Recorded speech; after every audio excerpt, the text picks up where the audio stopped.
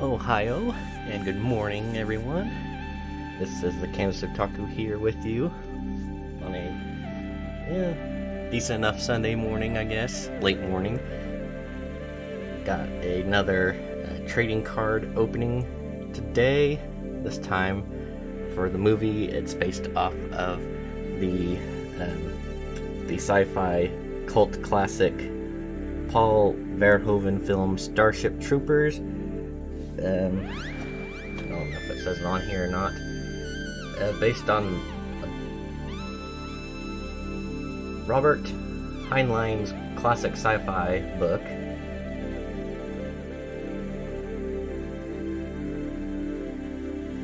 I'll read let me actually show it off here. Alright. So, from the bridge of the fleet battle station Ticonderoga, with its sweeping galactic views, to the desolate terrain of planet Klendathu, teeming with shrieking, fire-spitting, brain-sucking special effects creatures, acclaimed director Paul Verhoeven crafts a dazzling epic based on Robert A. Heinlein's classic sci-fi adventure.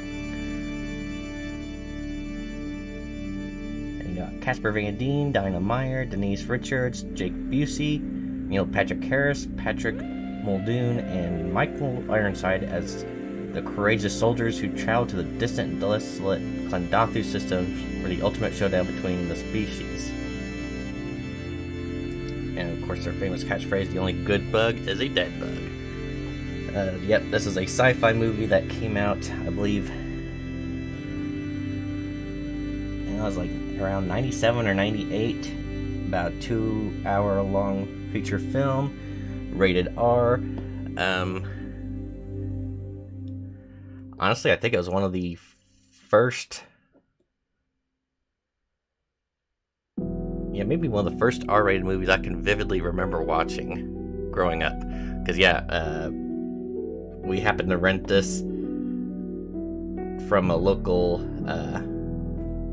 video store, which, that's telling you how long ago it was, on VHS. And I was definitely not of the proper age to be watching a movie like this yet.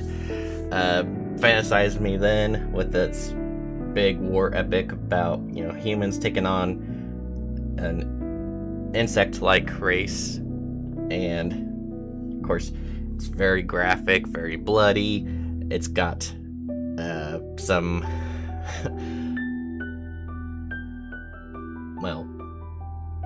several scenes with nudity in it. Some clever ways of covering certain things, and others they just have out and for everyone to see. Still holds up today. I just watched it again last night. The special effects in this movie hold up very well. It still looks good, a lot better than even some of today's like CGI graphics in certain movies. It's got visual effects and special effects. I believe some of these practical effects. Some of them were actually done by Tibbet Productions, owned by Phil Tibbet, who some may know from making the dinosaurs in Jurassic Park, and more recently there was a little indie stop motion film called Mad God, a little pet project of his that he'd been working on for 30 some odd years that he finally got completed. And I think they had like some indie film festival showings of it last year, and was made available to watch like on Shudder this year. Very good. Anything with practical effects I really enjoy, so this is one of those movies that did it justice. Yep, you had Casper Van Dien. I'll make sure I'm saying that right. Yeah, Casper Van Dien as Private Johnny Rico. And then, yeah, they don't show him on the front there, but, some young, like, Jake Busey, which relation to Gary Busey, and you could tell in the movie. Michael Ironside, Neil Patrick Harris plays a big role in the movie. Just not a lot of screen time, but it's still a pretty big role.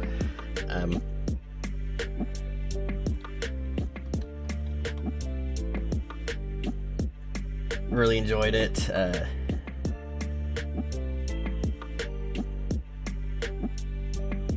I'm kind of procrastinating here. I'm just alright. But that's not what we're here for. That's what I should have said. We are actually here for this. They actually came out with a set of trading cards around the time that the movie released, by Inkworks. It's 8 cards in a pack, 36 packs in a box, roughly about 288 cards, I think. My math is probably not good, but yeah, got some of the artwork there, like Johnny Rico there. And on the back, has some explanations. This might be the same company that did the Super Mario Bros. I could be wrong. It kind of looks the same. But it says at least one complete set, cards number 1 through 81, can be found in each sealed 36 count display box. All cards, including any randomly inserted bonus packs, will be found, or bonus cards will be found defect free.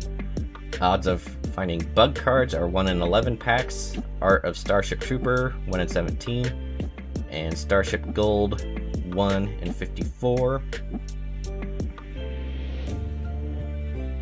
And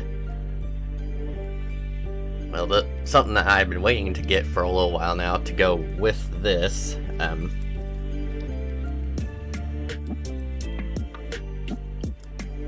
I also got, you can kind of see, it's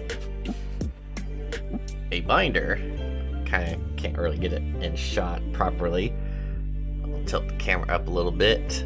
But yeah, it's a official Starship Troopers trading card binder. So it's got the image here of Johnny Rico, and then one of his lady friends on the spine there. It's got the logo, and then Inkworks logo. And then on the back, it's got one of the iconic bugs from the movie, and also one of the battle fleets that would take the troopers. You can't really see it on here. Basically, like, this is a big cruiser that the soldiers are on, and when they are deployed to go to the planet, they would go into little drop ships that would be located along the sides of the ship here.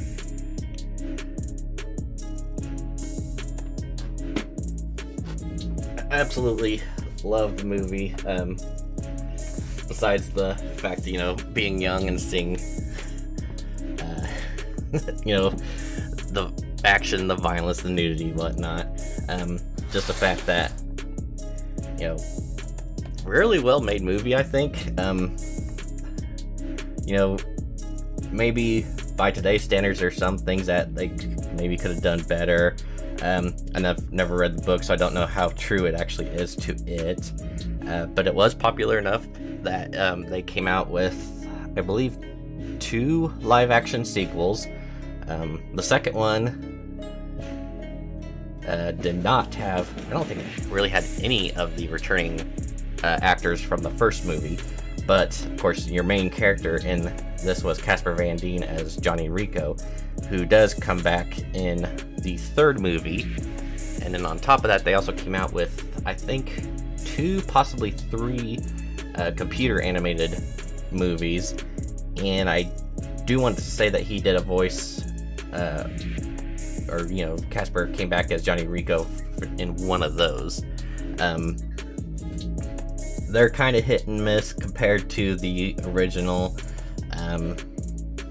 Like I said, I feel like the second one might have been like kind of the sleeper hit or maybe not sleeper hit, but the odd one of the bunch, just because it did not have the big characters that you expected from the first movie. And it's been a very long time since I've actually seen it, but I almost want to say that like maybe 75% of the film you don't even see most of the bugs.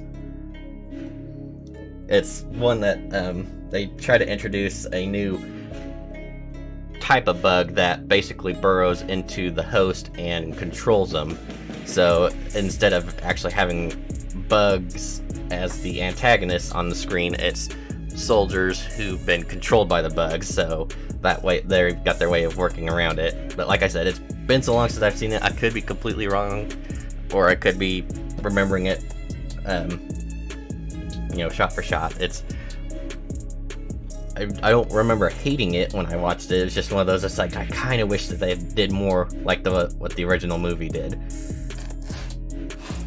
But yeah, I end up getting 2 of these booster boxes from eBay. I want to say they were anywhere from $30 to $40 a piece,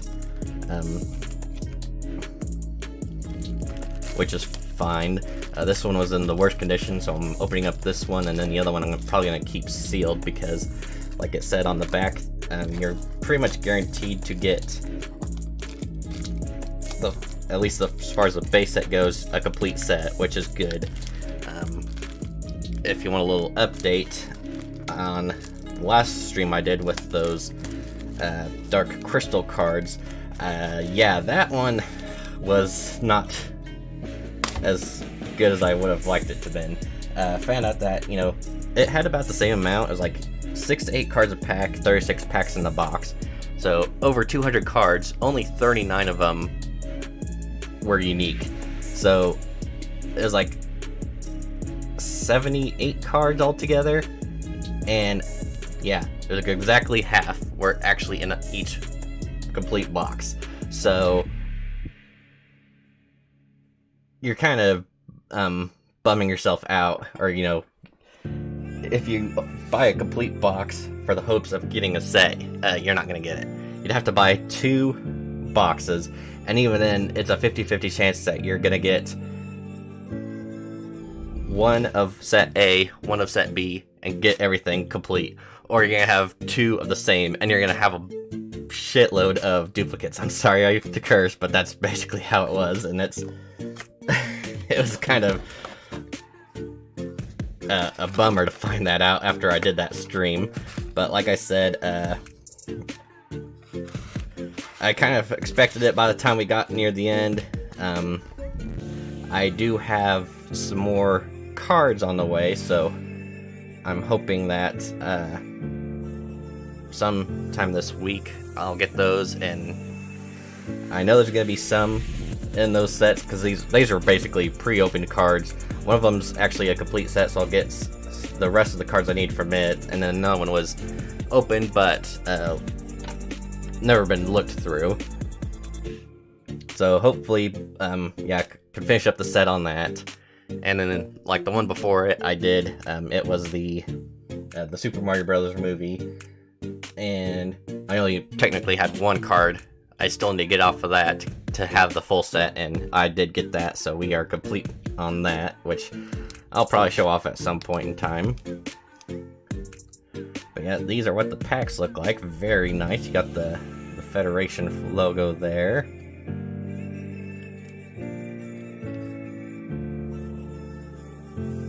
You can get a Starship Troopers Movie Magazine Collector's Edition, all color, perfect bound, 8-page gatefold. You pay $5.99 plus $2.50 postage and handling, or if you're out of the country, pay $4 for postage and handling. I imagine this offer is no longer valid. This is back in the day when you just did mail-ins to get special things, whereas anymore everything's online. But yeah, we'll go ahead, since I've been rambling for 16 so minutes now, we'll actually open these up and see what kind of cards we got. Try to do a little, well, especially since we're going to actually have more cards, try to do a little more talking when it comes to the cards. Oh, and we actually get some behind the scenes cards. That's going to be very interesting.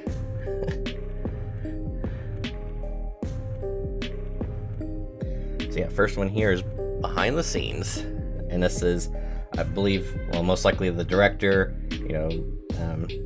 Neil Patrick Harris, and then this grotesque looking thing here is the brain bug. The one of the masterminds. I guess there's more than one brain bug, but this is the first one that they discover in the movie. Because throughout the movie, it's a case where, humans are assuming that, yeah, these bugs are attacking because they're feral creatures, they don't know any better. But humans are supposed to be smarter, and every battle that they go into, the humans basically get wiped out. They underestimate the ability of the bugs. So yeah, director demonstrates to Neil Patrick Harris how to communicate with the captured brain bug. Verhoeven's own unique style in handling digital effects often involves running towards the actors, arms darting up and down in a mouth shape while growling like a bug. It seems to work. So I'm glad that with this set, it looks like you're going to have scenes from the movie and also behind the scenes stuff. So it's not like the Dark Crystal, where it was basically showing off the movie in each set. Okay. So yep, here's another one here. It looks like we've got Johnny Rico and one of his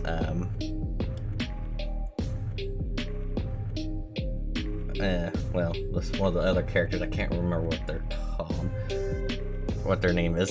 The Roughnecks respond to a distress call, but it seems they're too late. The ramp is down, and Whiskey Outpost, a standard issue prefab walled compound, stands open. The dead bodies of troopers and arachnid warriors are strewn over the complex. After securing the base, Rasket calls for retrieval, and Dizzy hurries off to communications tent to establish an uplink. So yeah, that was her name, Dizzy. Well, not that I can remember the other one's name. Basically, there's two love interests for Johnny Rico in the movie. There's, let me grab the movie case again just to show it. Okay, her, which I'm forgetting the name, I'll probably remember at some point, is his actual love interest, the one he loves throughout the entire movie. And then this one here is Dizzy. She's the one that basically has the hots for Rico since the beginning. He keeps turning her away. They end up in the same boot camp for infantry, and when these two are basically a couple, because they're galaxies away from each other, because they both enlist in the army. She's in flight and they're in infantry, so don't really mix. They're so far apart, and he basically enlisted because of her. She breaks his heart. She's there for the rebound, and throughout the movie, it's basically pretty obvious that, yeah, she's got the hots for him, and would not hesitate to jump into bed with him given the chance. Okay, this one was turned the other way around. Another scene from the movie. One of the warships in flight trying to avoid another one that's just been struck down by a plasma projectile by the bugs. When several ships in low orbit take explosive plasma hits, Captain Deladier decides to take evasive action, and none too soon. The starships on either side of them are blasted and begin to reel dangerously, threatening other ships trying to make good of their escape. As Carmen steers clear of a collision, Xander prepares to initiate star drive. Suddenly, the Roger Young takes a direct hit. So yeah, the big ship that is showcased in most of it is the Roger Young. Xander is the other girl that Rico has interest in, and then Carmen. Xander is the guy. Yeah, Casper Van Dien likes the other guy now. Alright, next scene is one of the outposts here.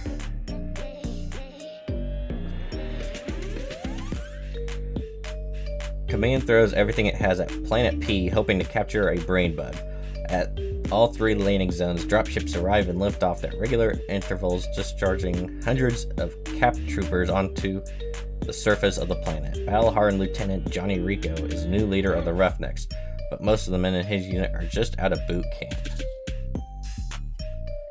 And yeah, Rico's story throughout the movie is pretty interesting, like, you know, starting off as just like a love-struck teenager, getting out of high school, decides to follow his crush into the military, gets his heart crushed, goes up, well, tries to go up in the ranks, faces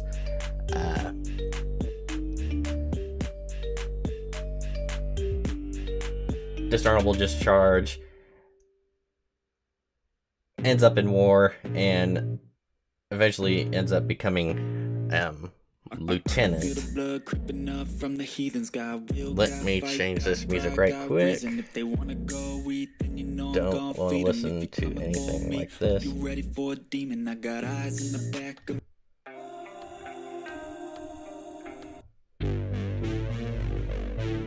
See if this is any better.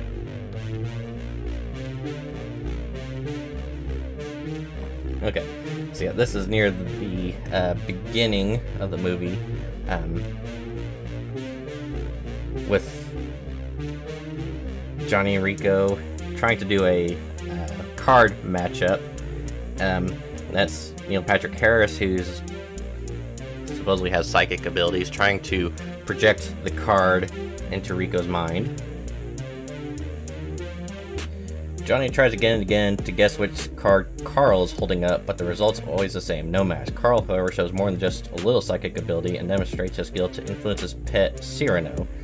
Telepaths are in great demand by the military, and with proper training, Carl may one day be able to influence humans as well. So yeah, it's one of those unique things where, future-realistic military that not only introduces or involves, infantry and science, but also,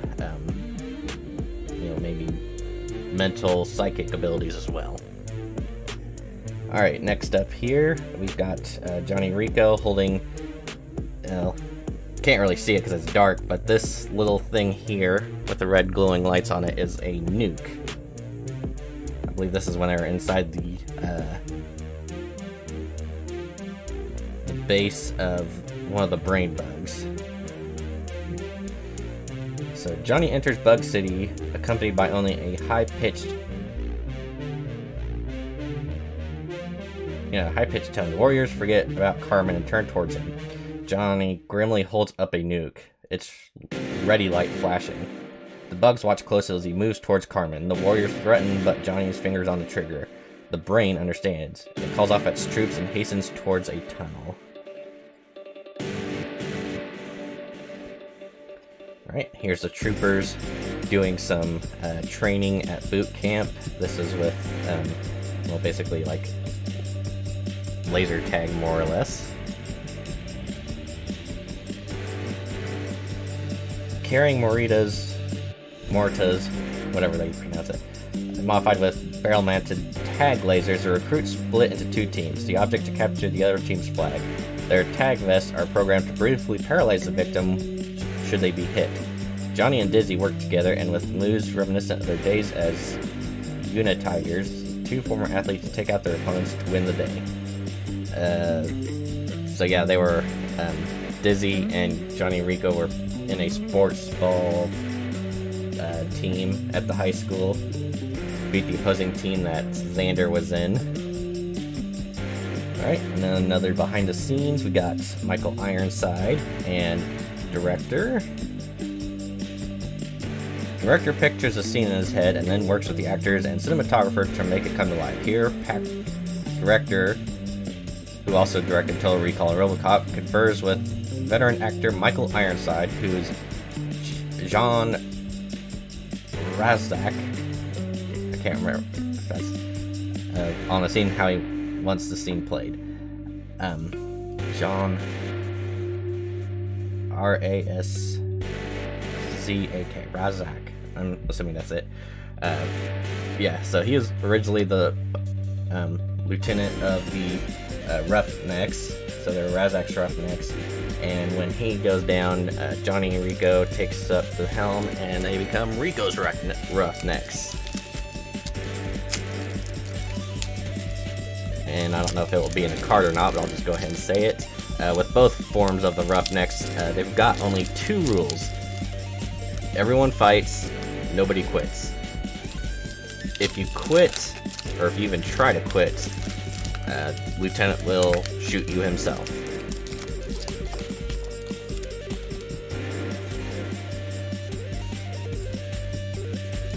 Alright, another interesting behind the scenes look. You know, massive green screen there. And it looks like these are little escape pods that are on the Roy Roger, I can't remember what they call it now, the battleship. Full-size version of the escape pod is shot in front of the green screen. Later on, in post-production, the background will be added. The pod is mounted on tracks, allowing it to move, this creating an illusion of reality. Alright, here is Johnny and Dizzy. This is after one of their victories on, I believe this is on Planet P. So they're dancing. You know, it's a time when they have off, so they're enjoying the time together. And this is after Rico has broken up with Carmen, and you know, she's always gonna be there for him. Let's see what it says here. The Roughnecks gather around the keg for another beer as Ace plays a melancholy tune on the fiddle. Turned down by Johnny, Dizzy dances with Sugar Watkins. Razcat watches his ex-students with an odd, sad smile on his face and advises Johnny, "Never pass up a good thing, kid." Johnny cuts in and takes Dizzy by the hand. It seems at long last, it's their dance.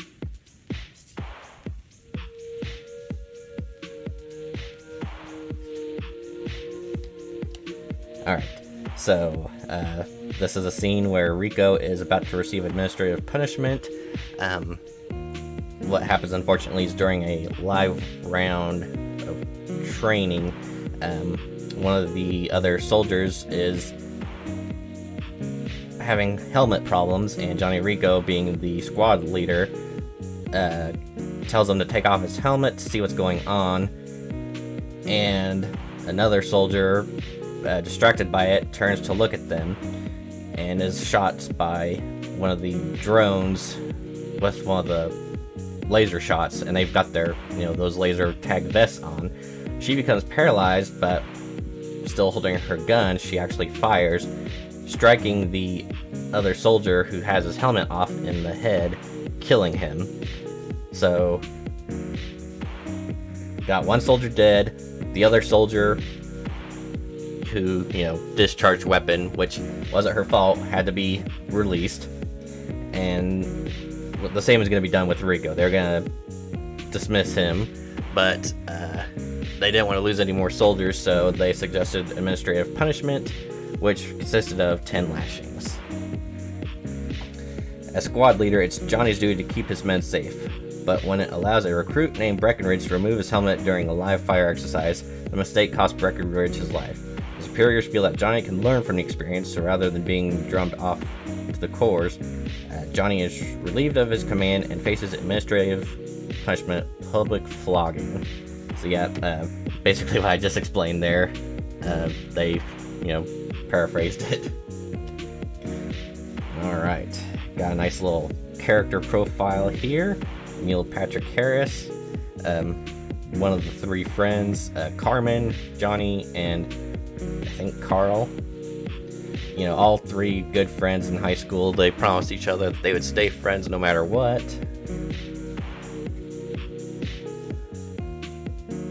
So Carl Jenkins, Neil Patrick Harris. Carl's the smartest kid in school. He's also Johnny's best friend. With a high psychic aptitude, he's assigned games in theory where he develops in one of the Federation's most powerful telepaths. His special training leaves him confident, and he takes well to the grim authority he'll have as colonel in military intelligence. So yeah, he doesn't show up too much in the movie, but when he does, it's big scenes because he's one of the higher ranked military people because of his psychic abilities. Alright, here's a showcase of one of the types of bugs. I believe this is at Mount Whiskey or Camp Whiskey or whatever they call it. I don't remember the names of those flying bugs. It should show it on the back here. Oh, hoppers. A flight formation of hoppers screams down out of the sky to slash at the roughnecks fighting on the ramparts. The wounded men fall off the walls and into the claws of the frenzied horde of bugs below. Johnny fires point blank at another hopper as it roars over him. The wounded bug careens into the campground and crashes on top of General Owen, killing him. So yeah, there's at least, I think 5 types of bugs that they show in the movie. The warrior bug, which is the drones, more or less, the ones that, there's hundreds of thousands of. Hoppers, which are these ones here. There's these big, giant beetles. I think they're called tanks. There's the brain bug, and then there's these little drones that work for the brain bug. They're basically carriers, because the brain bug is so big and massive he can't move around on his own, so these little bugs basically act as transportation for it. Alright, there's another shot of the starships. This might be the initial attack on Klendathu, because it looks like you got the bigger ships and you got the drop ships right there. We'll see what it says. The brutal destruction of Buenos Aires by the arachnids precipitates Earth's declaration of war. In her first major offense, Sky Marshal Denise orders some of the fleet's destroyers, including the Bull Run, Mannerheim, Dauntless, George Marshall, Yamato, and Roger Young, into low orbit around Klendathu, where thousands of cap troopers will be dropped onto the surface of the heavily armed bug stronghold. And yeah, this is like the first attack on the planet, and that's the one that ends horribly wrong for them. Like in one of the showcases after the battle, it's like they have claim 100,000 soldiers dead within 1 hour, and by the time that they retreat, I think there's 300,000 troopers reported dead or missing. So yeah, there's Carmen and Johnny Rico. I believe this is probably at the airport, getting ready to go their separate ways. She's off to flight school, he's off to boot camp. Oh, there's a nice little showcase of the tank bug. Disinherited by his father for joining up and wearing everything he owns on his back, Johnny meets Carmen at the Federal Transportation Hub. Carmen frets over her bags and her ticket, all but ignoring Johnny's declaration of love until the last possible moment, when she admits she loves him too. But the moment is bittersweet, for no sooner do they kiss, it's time to transport out.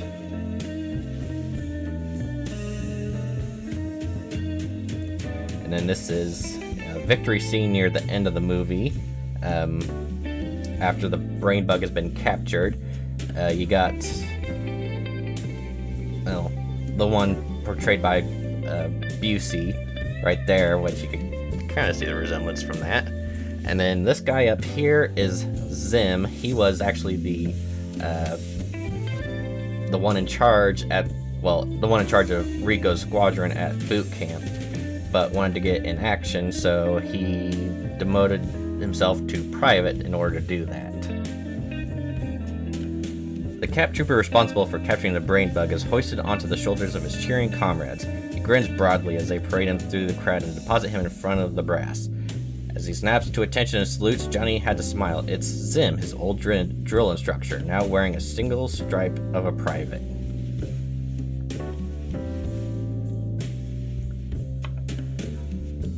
So yeah, I'm really liking these cards, so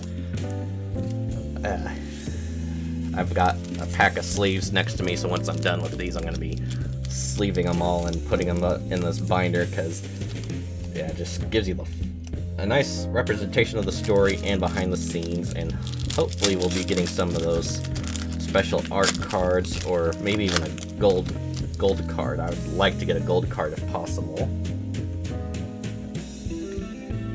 Okay, this looks like, I could be wrong, it looks like it's Johnny Rico. He's got, I can't remember if it's one of the legs or maybe the hooked horn on the mouth of one of the warrior bugs, driven clear through his upper thigh. This was the initial battle at Klandathu.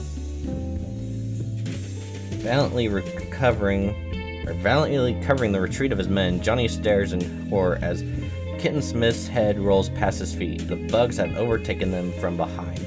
Johnny opens his Merida rifle, but the arachnid warrior continues to charge and pierces Johnny's thigh with its attack claw.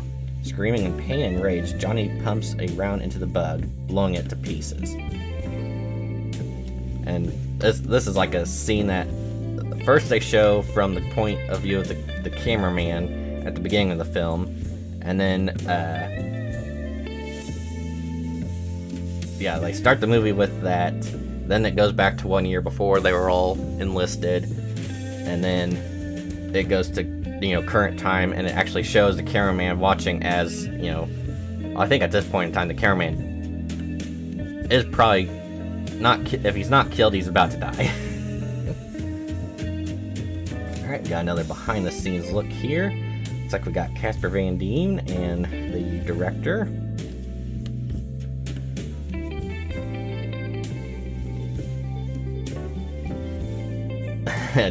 Director Paul Verhoeven stands in for Denise Richards, or Carmen Ibanez, to show Casper Van Dien, Johnny Rico, how he wants their reunion played scene. In the background, local residents from Wyoming serve as extras. As soon as the cameras roll, they all break out cheering. After all, the brain bug has been captured. So yeah, I think they did a lot of the filming, if not all of it, well, the open environment scenes in Wyoming. So that's kind of neat that, back then, you know where they did it, and as far as like the soldiers in the background, they just hired the locals to come in and play a trooper. Alright, got our first duplicate there with Zim being hoisted up and being cheered on by his fellow comrades. This is inside of that Camp Whiskey, after, finding that there's no survivors there. They'd received a distress call, but yeah, there's nobody there. And Rico and the other guy, I can't think of his name now. The carnage inside the mess hall is unbelievable. The bugs gained access through a hole in the floor and attacked the cap troopers when eating, slaughtering 50 of them. Johnny discovers the body of a strange new bug. low slung and 1.5 meters long. Its carapace is black with an imperial red flash pattern. Why is it here? What was its purpose? So that new bug is one of the carrier bugs for the brain bug. I don't know if it's too much of a mess in there. Oh, the other thing I should have mentioned before getting into these, I don't think they would because they're trading cards, and trading cards are kind of geared towards, well, even though this is an R-rated movie, but, some kids would probably be looking into these as well. I'll have to be careful to make sure that they don't actually have any of the nudity scenes in these cards. That would definitely get me in trouble.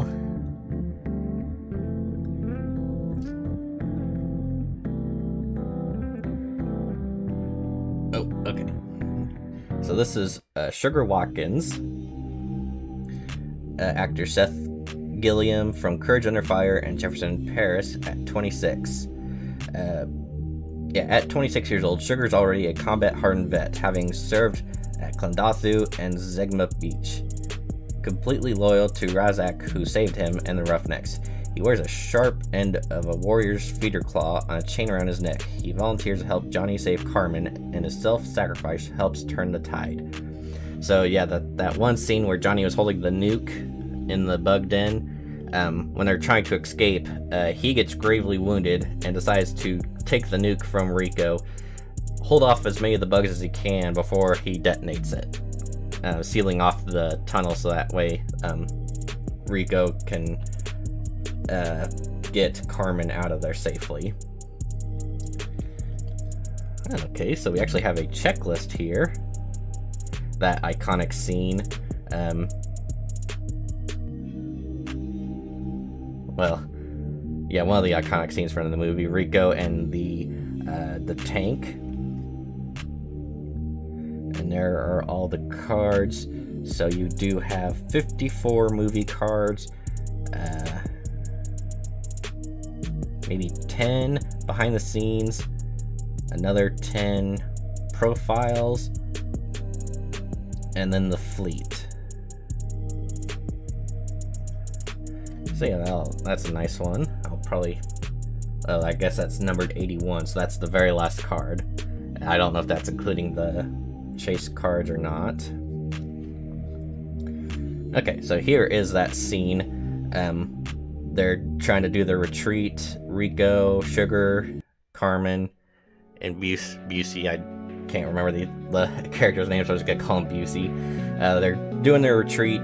They saved Carmen. The brain bug has retreated. He's still got the nuke in his hand. He's gonna get injured. As Johnny and Carmen reach the tunnel, the warriors are ordered to attack. Ace and Sugar burst into the chamber, guns blazing. Johnny, Carmen, and Sugar are hard-pressed to hold off the charging warriors as Ace tells command about the brain bug. Gravely wounded, Sugar remains behind with the nuke. I'm gonna kill me some bugs. The explosion seals a tunnel and Sugar's tomb. And then there's that administrative punishment card again.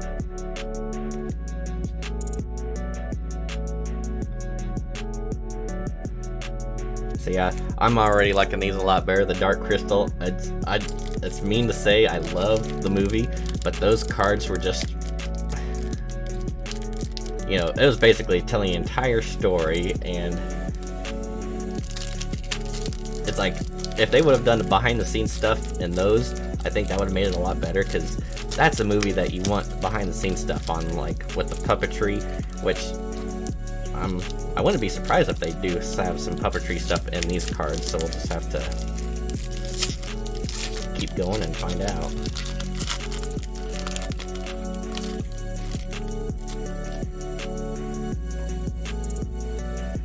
Alright, there's Razak's Roughnecks. We got Lieutenant Razak there. You got Ace, Dizzy, and Johnny. Now that I can remember the names properly. Back in action, Johnny, Ace, and Dizzy find themselves assigned to the Roughnecks, led by none other than Johnny's old teacher, John Razak, now fitted with a steel prosthetic hand. Rajak's hand-picked unit follows him with absolute allegiance and is reputed to have killed more bugs on Klendathu than any other unit. His rules are simple. Everyone fights, no one quits. And yeah, really good character. And like they said in the beginning of the movie, he's a teacher at the high school. Johnny's, can't pay a lick of attention. He's drawn pictures of him and Carmen together. Alright, there's Dizzy. Dizzy Flores. That is it Dina or Dinah Meyer from Dragonheart and Johnny Mnemonic. She's pretty, she's athletic, the quarterback for the Unit Tigers. She wants to play pro, but Dizzy has a terrible crush on Johnny Rico, and at 18 she joins the mobile infantry to be with him. She's a good team player and becomes a great trooper who will finally get the attention she so richly deserves. And she is pretty badass, does not meet a good end in the movie. Just when she finally gets Rico, then that assault on Camp Whiskey takes part. Oh, sweet. So they actually have like a war propaganda card here. Because yeah, the movie is heavily like war propaganda based. Like every so often it'll cut to like a advertisement to, supporting the war, or the going-ons of what's happening during the war. As the bugs hurl a huge meteor towards Earth, the federal net blankets the planet with recruitment posters and videos. Teens urged to sign up right out of school are guaranteed citizenship in return for their federal service. Only citizens who have fully accepted the responsibility for the safety of the public can vote, thus gaining political authority. Would you like to know more? And that's one of the catchphrases after every little video. Would you like to know more? And yeah, depending on who you are, it's like, if you're an anti-war person, you're not gonna like this movie because it's heavily pro-war. Like, it's got cliche things like, things that definitely wouldn't fly today, like soldiers around little kids showing off their guns, handing out bullets, just kind of laughing at each other when there's a couple kids that are fighting over one of the, actual rifles. But it knows it's doing it because.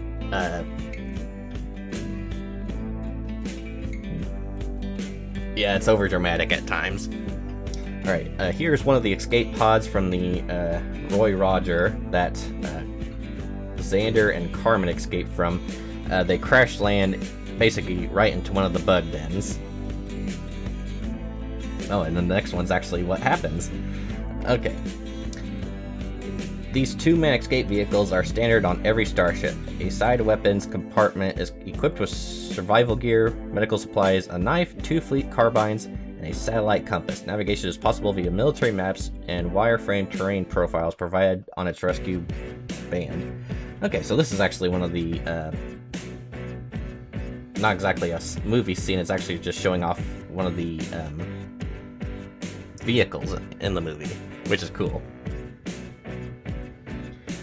So yeah, like I said, that was what the scene was, but this is what happens. So Xander and Carmen, the Roy Roger gets shot down by the bugs, so they have to escape in one of the pods. Crash lands on, was it Planet P? And at this point, I think they realize that, or I think they're getting ready to try to radio for help before the bugs ambush them. Carmen fights for control as the life pod screams down out of the sky. With alien terrain coming up too fast, she fires her retro rockets and heads for relatively flat terrain, hitting the ground with a tremendous impact and sending them through the crust of the planet. The subterranean cavern serves as a junction place for bug tunnels and is dripping with warriors. And I do like, on the back it's got like a scene from the movie and an illustration. So you're getting a little bit of everything on these cards. Like, scene from the movie, illustration, explanation. So this is at the recruitment center. This guy is, checking in the people. So at this point he's checking in like Carl, Rico and Carmen. I can't remember which one he makes a comment to, but it's like Carl's gonna be in game and theory, so he's gonna be intelligence. Carmen is flight, and he's looking at both of them like, oh yeah, I'm gonna be saluting you one of these days. And then he looks at Johnny, and of course you see his hand there. Shakes Johnny's hands like, I got where I am today because I was in the infantry. And as he pulls his chair away, he's got no legs. So that kind of freaks Rico out a little bit. The recruiting sergeant is pressed that Carmen's going to be a pilot and Carl's been accepted into military intelligence, but he absolutely beams when he learns of Johnny's assignment. He congratulates the team. The mobile infantry made me the man I am today. Johnny gulps as he shakes the man's articulated prosthetic hand. The sergeant doesn't care. This hand came with a guarantee. And yeah, that they don't really, I don't know if they explain it all that much in the movie or not. But yeah, it's like, you know, it's in the future. There's basically like two groups of people, citizens and civilians. Citizens are those who get the, you know, ability to do certain things like reproduce, vote, you know, certain rights that we take for granted today, or that we don't take for granted. I don't know the term. Yeah, certain rights that we have every day that we don't think twice about. And in the future, you would have to be, you know, well, one way is to enlist and become a, you know, trooper in the military for at least 2 years to get your citizenship. So, and then here's that scene at the end of the movie. They have captured the brain bug. They bring in Carl to use his, you know, telepathy powers on the bug. Carl, who's now a colonel, leads a cadre of officers through the crowd. He approaches the captured brain bug and reaches out his hand to touch it. In the face of so fearful a creature, Carl is completely unafraid. The excited crowd becomes silent, sensing that something big is about to happen. Carl looks up and smiles cruelly. The brain's thoughts are clear to him. It's afraid.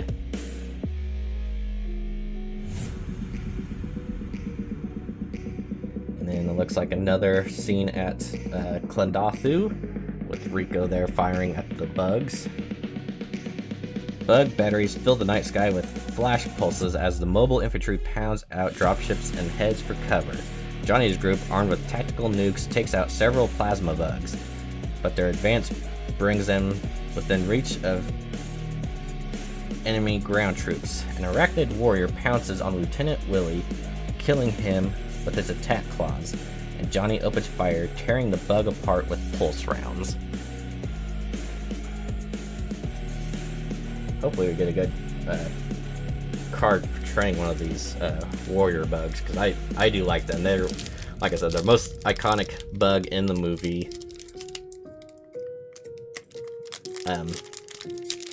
And for some weird reason, like, this movie is obviously R-rated, a hard R, but certain movies didn't really matter, I guess, to the companies. They thought, oh, if we can make toys off of this, kids will want to buy them. So yeah, they had actually made toys off of the Starship Troopers. A lot. I think some of them were kind of like micro machines, and others were more like, you know, actual action figure size. I would try to look around for them. I don't know if I really have any interest. Well, I think I'd actually want something more like crafted, kind of like an anime figure style of a warrior bug. I think that would be kind of neat. Another behind the scenes here. It looks like, yeah, this is at the Camp Whiskey. Michael Ironside, Casper Van Dien, and Jake Busey take a look around the bug hole in the Whiskey Outpost mess hall by the invading bugs. Note the placement on the camera behind them for an over-the-shoulder shot. I don't even see the... Oh, there it is. Okay. So yeah, there they are, and there's the camera. Alright, there's Rico, Dizzy, and these are a couple other characters that are from Razek's Roughnecks. She gets the first injury from the plasma bugs. Sugar Watkins opens fire on a bug at point-blank range, showering Johnny and Dizzy with bug guts. In the canyon beyond, 3 arachnid warriors emerge from the entrance of the bug tunnel to repel the invaders, but the troopers are ready for them. Receiving a launcher from a special weapons grunt, Johnny fires a nuke into the hole, wiping out a huge network of subterranean passageways. And that's one of the action scenes that's very good with, live action explosions. Let me get the...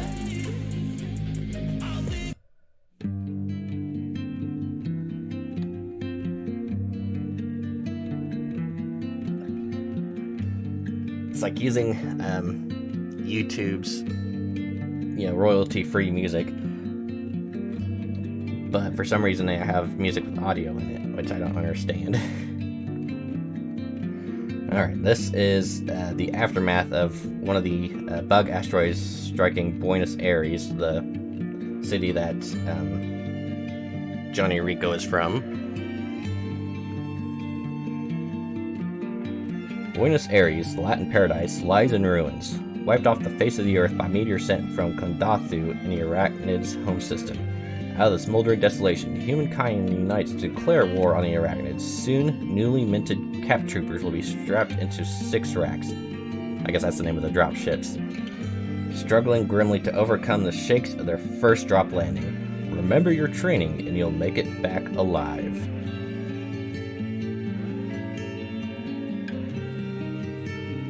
And there's Ace, portrayed by Jake Busey.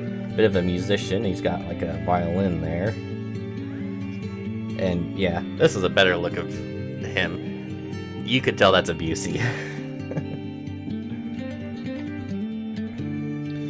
Jake Busey from Contact and Twister. This outgoing recruit tends to put on airs, but he's a good guy who plays a mean fiddle and proves to be a loyal friend. He admits that he signed on to go career officer's training all the way, but realizes he's not officer material.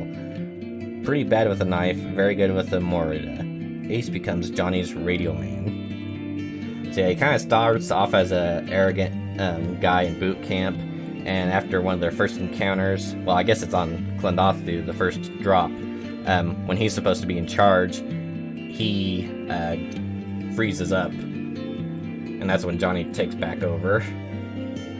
Alright, here's one of the iconic scenes of the movie. The Whiskey Outpost. They find out that it was a trap set up by the bugs. And all these warrior bugs are coming in. Basically, they're getting shots. The dead bodies are piling up. And that's making it for the live ones to make it over the gate. And yeah, nice look at those warrior bugs. Yeah, they got these really pointed hooks on their front mandibles, and that's basically one of their main ways of tearing apart their prey.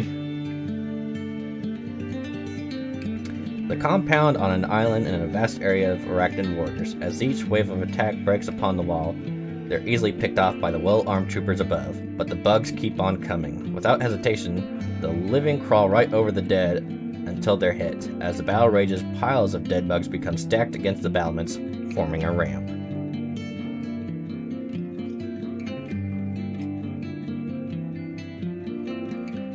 Alright, there's another good look at the bugs. Xander and Carmen, after they had gotten out of their drop ship and, apprehended by the bugs, they're wondering why they haven't been killed yet. Carmen and Xander try to keep the burning life pod between themselves and the warriors as the Roughnecks maintain... Hold on a second. Another stupid song.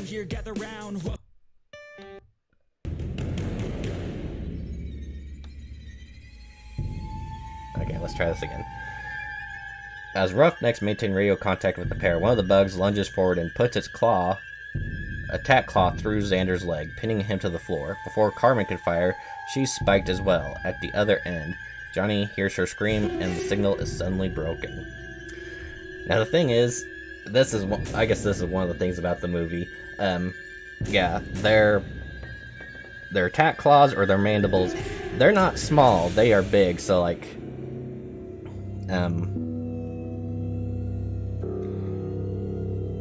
well, I could say like with Rico, when one pierces through his leg, of course this is after, watching several things like medical deals, they pull out the appendage. So it's like, okay, there's this huge thing sticking into you. Movies, medical shows have all told me, if you got something big in, if you get pierced by something large, do not pull it out. That's basically keeping, well, it's not good, but it's where it is right now. It's keeping things in place. If you pull it out, blood's gonna start pooling out. You know, bad things are gonna happen. You're gonna die a lot quicker if you pull out an object over keeping it in place. Alright, so this might be outside the recruitment center. Carl, Carmen, and Rico making their vow to remain friends. Back outside the federal building, the three friends realize their futures now lie among different paths. While Johnny trains at the mobile infantry boot camp at Camp Curry, Carmen will study at the Fleet Academy at Tereshkova on Luna, and Carl will enter military intelligence. Flung millions of light years apart, chances are good they'll never see each other again. Nevertheless, they vow to remain friends. Another end scene card here. Johnny and Carmen, after they have escaped the bug lair, and the troops have declared that, you know, they've captured the brain bug. The three friends are glad to see each other. The campaign has taken them in different directions, and yet they've all ended on Planet P. Johnny wants to know if Carl told him how to find Carmen. Carl shrugs. The feasibility of influencing humans is classified. Soon humans will know how to beat the bugs, and everyone will forget that this is where the tide turned.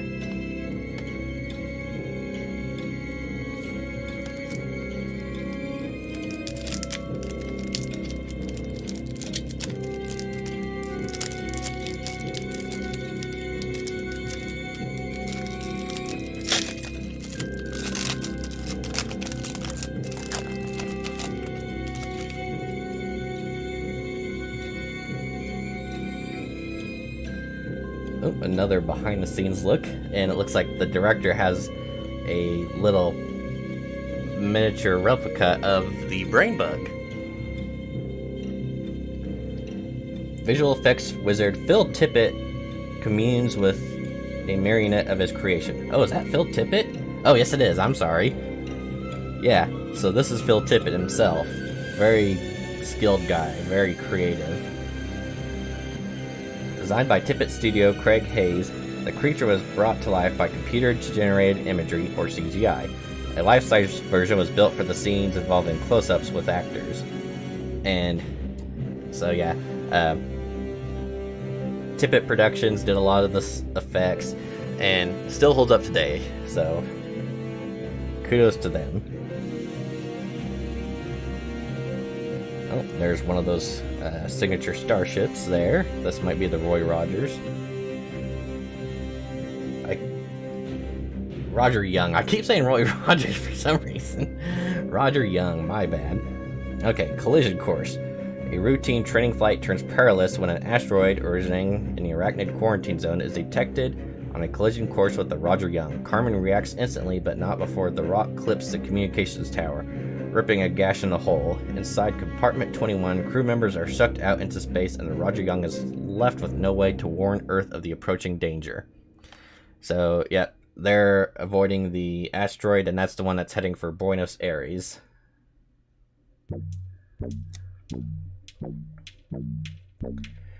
Alright, this is one of the scenes in the Roger Young. I almost want to say this is like when the ship gets blown in two and they're having to abandon. Chaos ensues. Roger Young's bulkheads blow apart and crewmen are engulfed in the blast. Cut in two by the plasma blast, the ship's rear section explodes, while the front section, now in flames, plummets down towards the planet.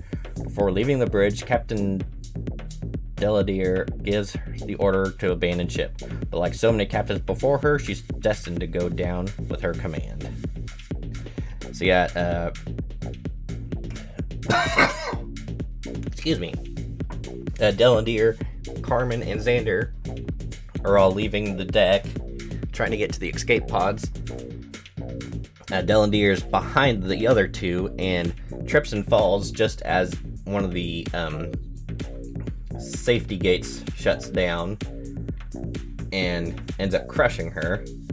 But she's still, well, before she passes, she gives the order that they are still to abandon ship. Alright, so this is one of the funeral services that they're giving for one of the downed troopers that makes it off of Planet P from the Whiskey Outpost, but unfortunately it is Dizzy.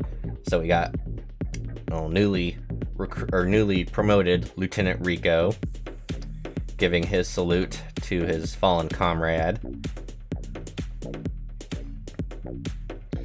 On board the retrieval boat, the mortally wounded Dizzy dies in Johnny's arms.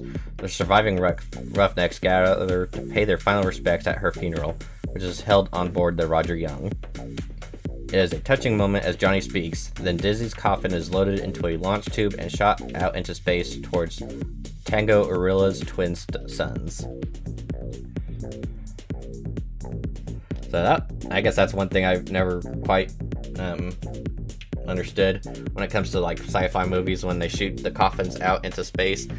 It's like, yeah, surely they're sending them someplace specific, because it's not like you don't want to have coffins floating in space forever.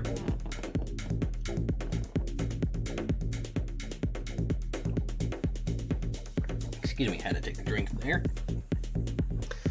So yeah, shooting it into a sun or some place where it's going to disintegrate. All right, so there's the two lovebirds, Carmen and Johnny.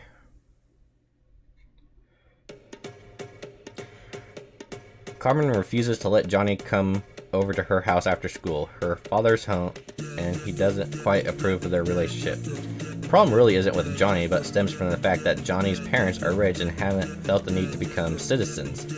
Luckily for Johnny, Carmen isn't just beautiful, she also knows her own mind.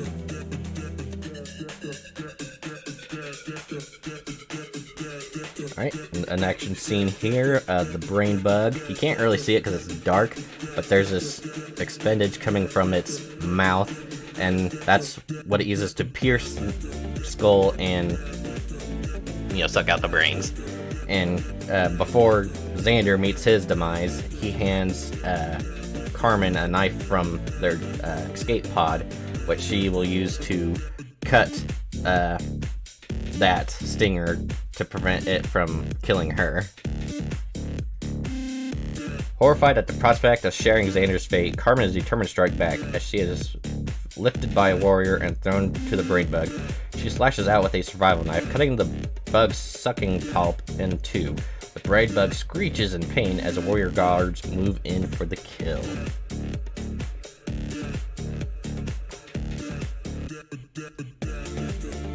This is, I believe, a boot camp scene. So we got Ace playing his violin, Johnny there. What's a guy to do? Johnny finds out the hard way that privacy is all but non-existent in the barracks. While he pours out his heart in a video letter to Carmen, the members of his squad sneak up and tease him mercilessly. Ace plays a sappy violin while Katrina provides vocals.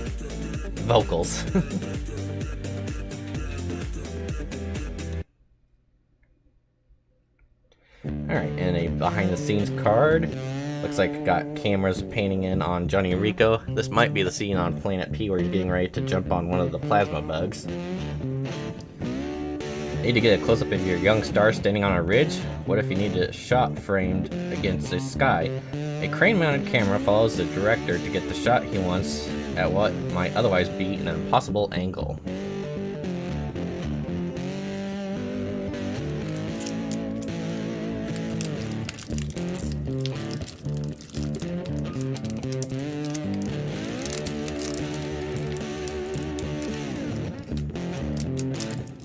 Hands are getting a little slippery.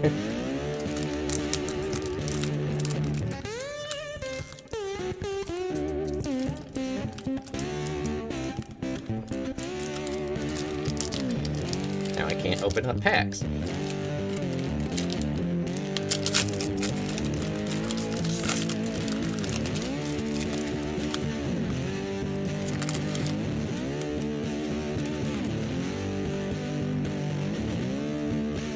Alright, this is from the battle on Klandathu. Rico, I imagine, firing at the warrior bugs. The survivors are forced to pull back as the entire surface of Klandathu churns with insects bent on repelling the human invaders. Near the rear lines, they pass a net correspondent and his cameraman trying to cover the invasion, live. But the correspondent gets more than he bargained for when a charging arachnid warrior cuts him in half. As the cameraman continues broadcasting, Johnny blows the bug away. And we got that behind the scenes look with the director and the brain bug.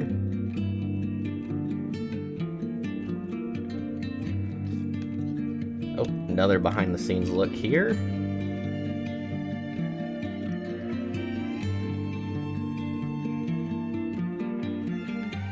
This was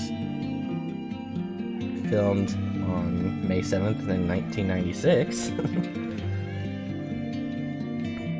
Razak's Roughnecks are ready to roll. This is as soon as the clapboard comes down and the director yells action. Some scenes are shot many times, sometimes to get it right, but often to provide the director and editor the various angles from which to choose.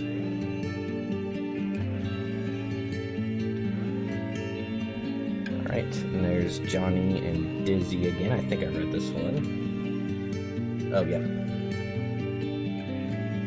And there's one of the landing outposts. Johnny trying to read Carl's mind. Johnny and the nuke. And the laser tag war games. Alright, now we're kind of getting into some more duplicates so I could go through them a little bit quicker. Which is alright.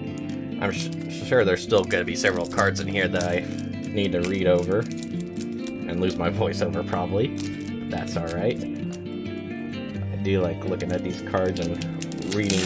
Like, for some reason, the backs of the Dark Crystal ones I didn't care too much about. Especially when I start getting duplicate after duplicate. And with these ones, you know, a little more variety, so I don't feel like I like, you know, reading stuff about the movie, about the vehicles, and behind the scenes stuff, so that's always awesome. So there's that administrative punishment. Behind the scenes, that might be Dizzy, and then that's Sugar. Watkins, it looks like he is covered in bug goo. Ooh, what is... Oh, okay. We got something interesting behind that. We'll get to that in just a moment. Why is Dizzy smiling? Probably because, unlike the actor next to her, she's not covered in slimy green bug guts. But she won't escape the ministrations of the makeup wizards forever. In fact, they're mixing up a new batch just for her. Alright, and yeah, like I said, this looks like an interesting one, so I'm going to put these down so we can take a look at it here.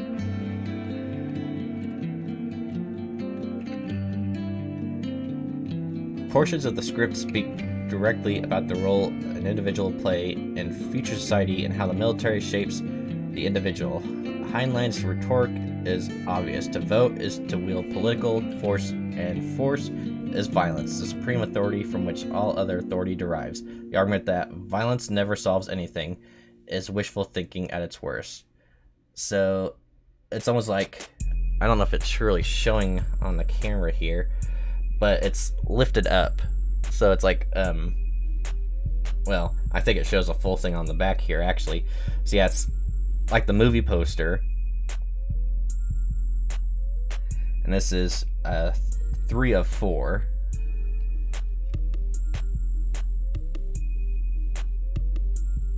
I don't know how that can be 3 of 4, but that's an interesting thing there.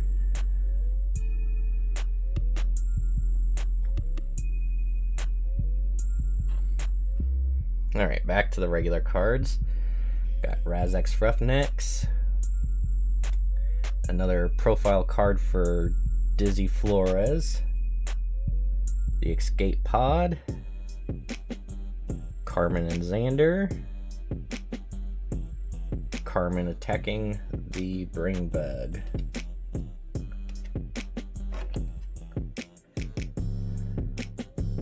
So I wonder what card that would have been.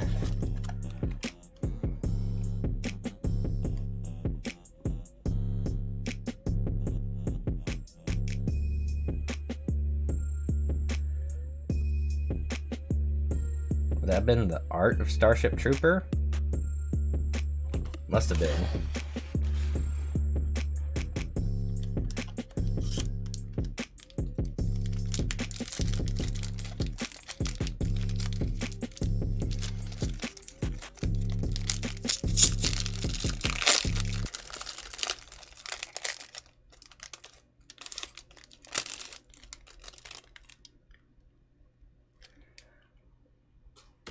Oh, no, I just messed up my camera. Okay, we're good. Alright. Sugar covered in bug guts again.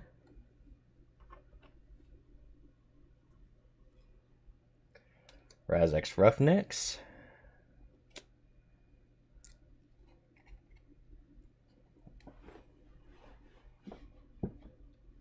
Oh, let me get the music back on.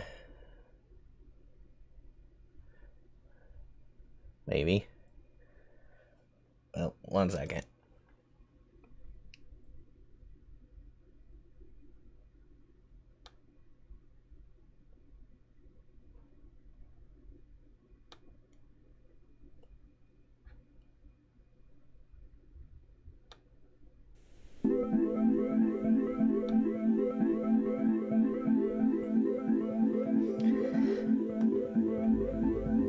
Alright, so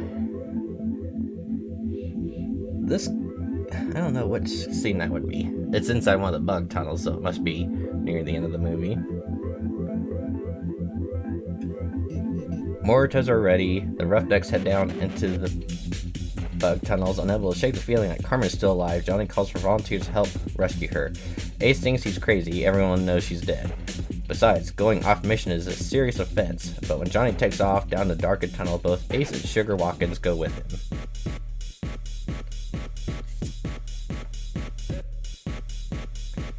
Alright, and then we got Dizzy Flores again.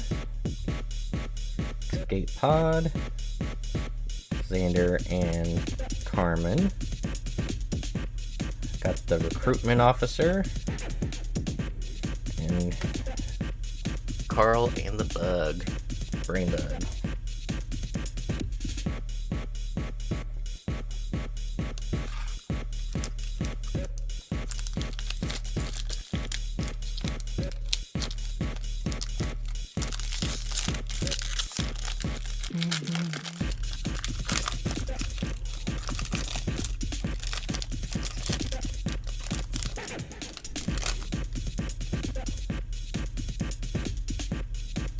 Oh, this is a good scene.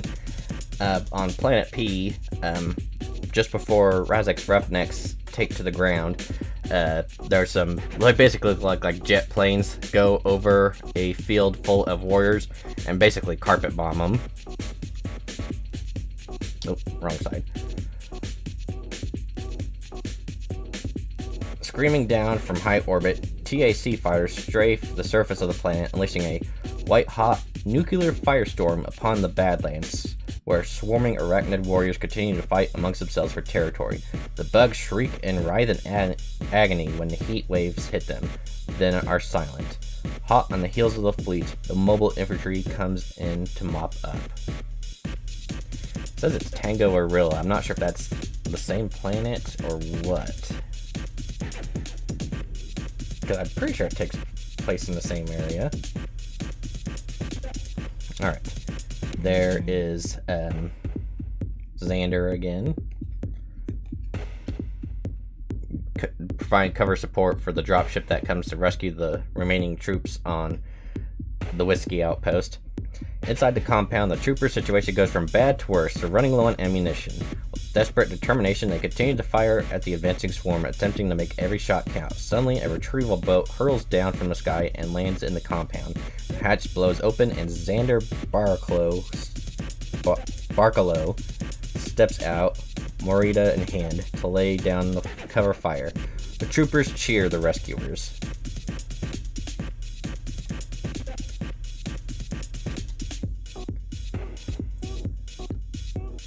Alright, this is one of the scenes, like an anatomy class or biology class.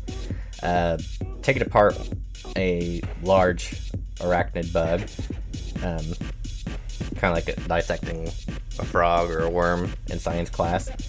So Rico and Carmen are teamed up. Yeah, he's doing all the work. She looks like she's not enjoying it, and it's pretty obvious why. Able to reproduce in vast numbers and totally lacking in ego, Archelian sand beetles are selfless members of their society and superior to man in many ways. For their final in exobiology, Johnny and Carmen must dissect one of these creatures and properly identify its eternal organs. But Carmen finds the task disgustingly messy and leaves Johnny up to his elbows in bug guts.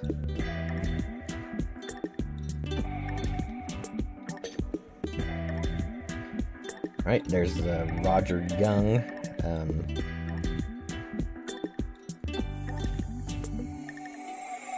Taking invasive measures.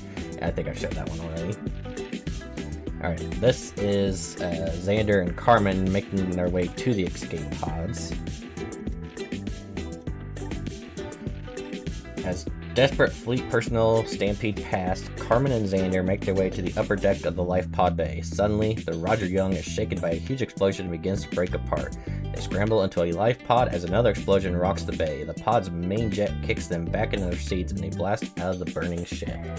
And here's a good view of the recruitment center for the Federation. Taking their oath that they will, join up active duty for at least 2 years of service. And you can kind of see right there, there's Carmen, Johnny, and then behind Carmen is Carl.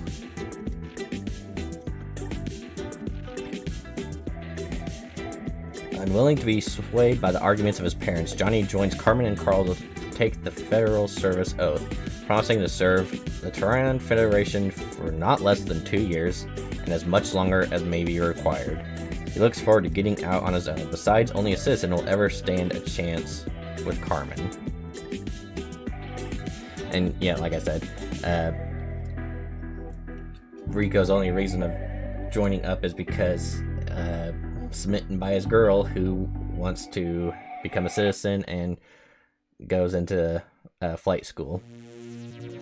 There's the troops pulling out the massive brain bug from one of the tunnels. Emerging from the tunnel, Johnny, Carmen, and Ace are met with some excitement. The brain bug has been taken. They join the crowd as nearby cap troopers are using heavy ropes to haul the brain bug out of the ground. They manage to secure it in a heavy braided steel net. Several of its legs appear twisted, as if broken during its capture.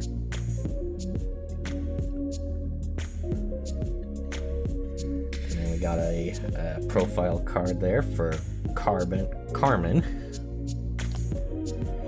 Denise Richards, from films such as Nowhere and Wild Things. The most beautiful girl at school, Carmen is smart, driven to success, and more than a little bit mischievous.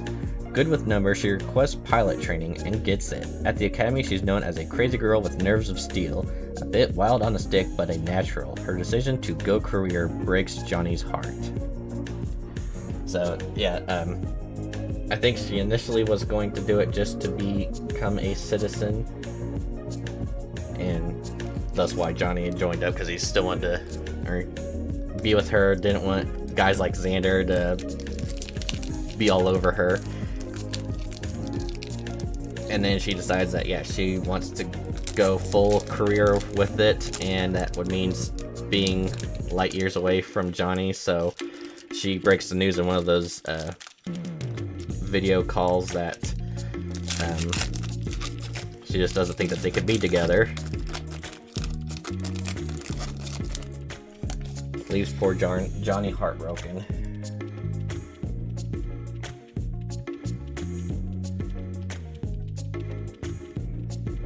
Alright, there's a shot. Looks like this was another Klendathu battle. Surrounded by a host of arachnid warriors, Johnny, Ace, and Dizzy open fire simultaneously, and the whole area goes white hot in the magnesium flare of their Moritas. But the bugs continue to charge with astonishing numbers, and as soon as the unit is overwhelmed, Tsujumi is torn limb from limb by arachnid warriors, while Katrina is dragged down screaming into a bug hole. So you got a couple other characters from boot camp that you get to know for a little bit, and then get killed off at Klendathu. And there's Phil Tippett again with that brain bug model.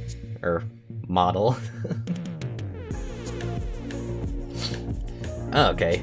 I was wondering if they're gonna show one. Sports ball, the sport of the future. I don't know what it's actually called. But this is actually, it might be showing them there. Johnny Rico with the Tigers, and then this is Xander with the Giants. This was their first encounter, and where Xander first meets Carmen and he becomes smitten with her. Okay. Oh, it's jump ball. In jump ball, a game combining strength and gymnastics, the Uni Tigers and the Tesla Giants stand evenly matched. With less than a minute to play in the regional finals, the score stands tied at 71-71. Tigers quarterback Dizzy calls a play, but Johnny's heart isn't in the game. He's distracted by all the attention Carmen is paying to his Tesla rival named Xander Barkalow. So yeah,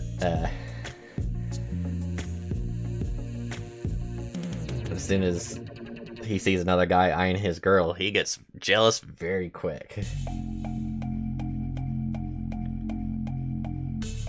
Oh, there's the Roger Young avoiding the bug asteroid. Got Dizzy's funeral. Johnny and Carmen. Carmen attacking the brain bug.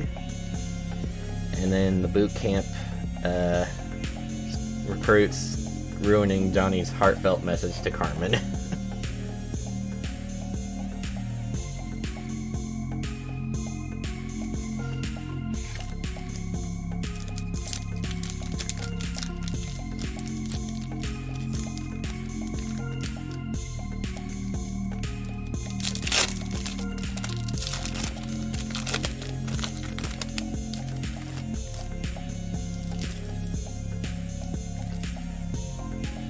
Here's a row of troopers firing their Morita guns. I guess, I don't know, it's Morita, however you pronounce it. Up and down the ramparts, the roughnecks pause to check their Moritas. Every trooper knows his or her life depends on these rifles. The arachnid warriors pick up speed, and the sound of their assault becomes thunderous. As Razak commands, the roughnecks opens fire, answering the attack from all three sides. The gun tower and two twin infinity chain guns blaze down from above. So yeah, this is the assault at Whiskey Outpost. They're trapped inside, and all sides of the camp are getting surrounded by bugs. Okay, there's another neat card there. Alright, the Roger Young. Star-class destroyer weighing over 600,000 metric tons, the Roger Young carries fighters and landing boats along her open hangar deck. Like all other of its class, the Roger Young is able to achieve faster than light speeds via a Cherenkov drive. When not deployed, she burrs the fleet battle station. She burrs in the fleet battle station Ticonderoga, the sprawling prefab structure covering several square kilometers. So yeah, one of the iconic ships from the movie. Roger Young. Kind of like a home camp for a lot of the troopers. Okay, here's another one of those interesting cards. Let me... Ooh! Alright. Look at that. That is a gold card.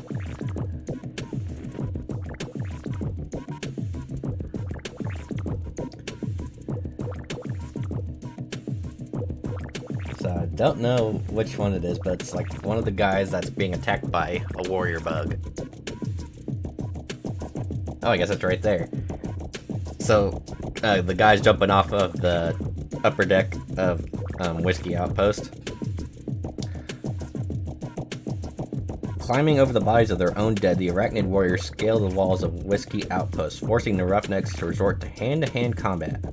A warrior spears an unsuspecting trooper from behind, lifting him high into the air with its attack claws before tossing him over the compound wall and into the waiting jaws of the bugs below.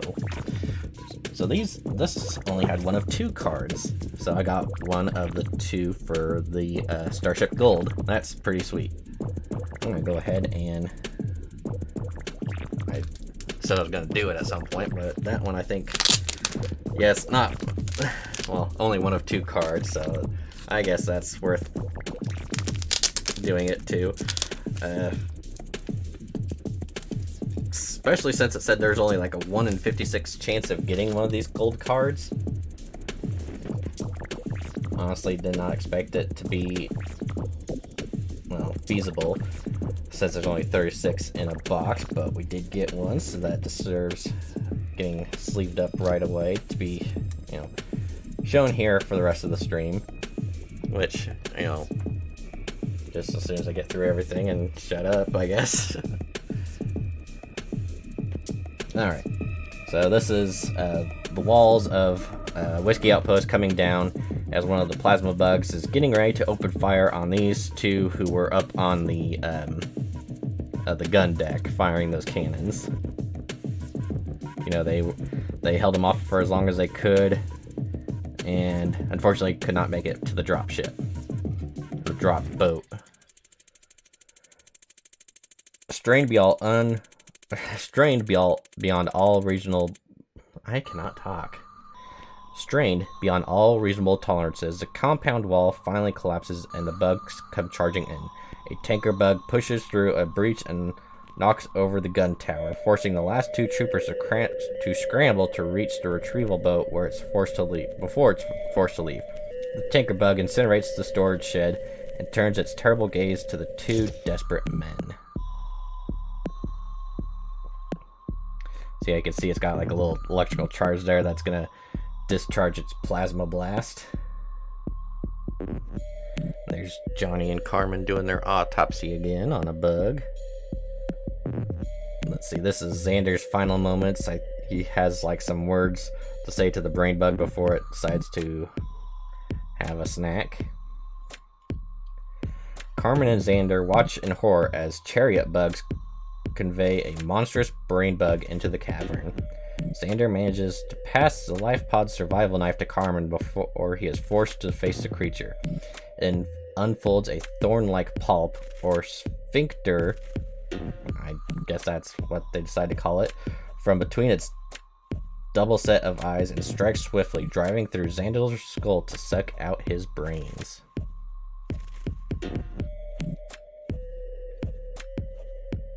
Here's at the boot camp. Dizzy has requested to be put into Zim's group where Rico happens to be. Rico thinks it's all about him, that she did that because she wants to be closer to him. She claims it's not the truth, who knows. But Zim is a tough as nails drill sergeant and puts her skills to the test to see if she's actually tough enough to join his group. Camp Carey. The recruits are met by Drill Sergeant Zim, a career soldier and harsh disciplinarian contemptuous of anything less than perfection. When Dizzy transfers from Fort Cronkite to train with his group, Zim demands no. What makes you think you're good enough? In response, Dizzy assumes a fighting stance and takes him on hand to hand. That's the kind of girl who makes squad leader. I think she gets choked out though by him, but yeah, he was impressed that she had the balls to do that. Alright, this is one of the radio scouts being apprehended by a hopper, and this is through the scope of Razak's rifle. As you can see, he's not aiming for the bug, he's aiming for the soldier, because basically the bug has grabbed, well, basically speared the soldier and flew up higher into the canyons, and so survival chances of the soldier were basically non-existent. So instead of, you know, trying to kill the bug and have him slowly bleed to death, Razak fires at the soldier to kill him instantly. I don't know if they'll say it on the back here, but yeah. Responding to a distress signal on Planet P, the troopers make their way through wind-carved rock formations where they are attacked by a new kind of bug, hoppers, equipped with powerful hind legs and razor-sharp wings. One of these creatures dives down from the canyon to skewer Gillespie with its stinger. Carrying the radio man back up the cliff, it rips into him with its back claws. And, yeah, Razak fires a shot to kill the soldier.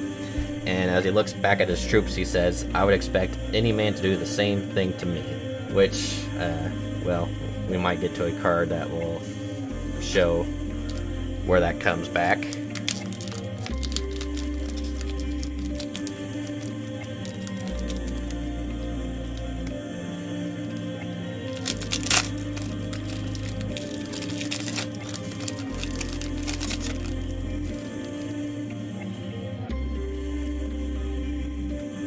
Alright, there's the director talking with Michael Ironside. The carpet bomb attack on the Warriors. Oh, Xander again, about to have his brains sucked out. Xander covering fire for the troops as they get back into, or get into the drop boat to escape Whiskey Outpost. Roger Young escaping from other ships getting blown to pieces. Xander and Carmen trying to escape. New recruits being sworn in. And the soldier is apprehending the brain bug. Still got quite a few to go, but hopefully now these ones will be a little bit quicker, since it looks like we're starting to get into more and more duplicates.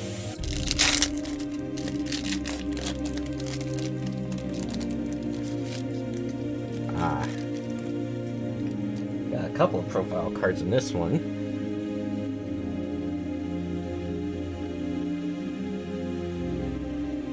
Okay, that's where I recognized him from.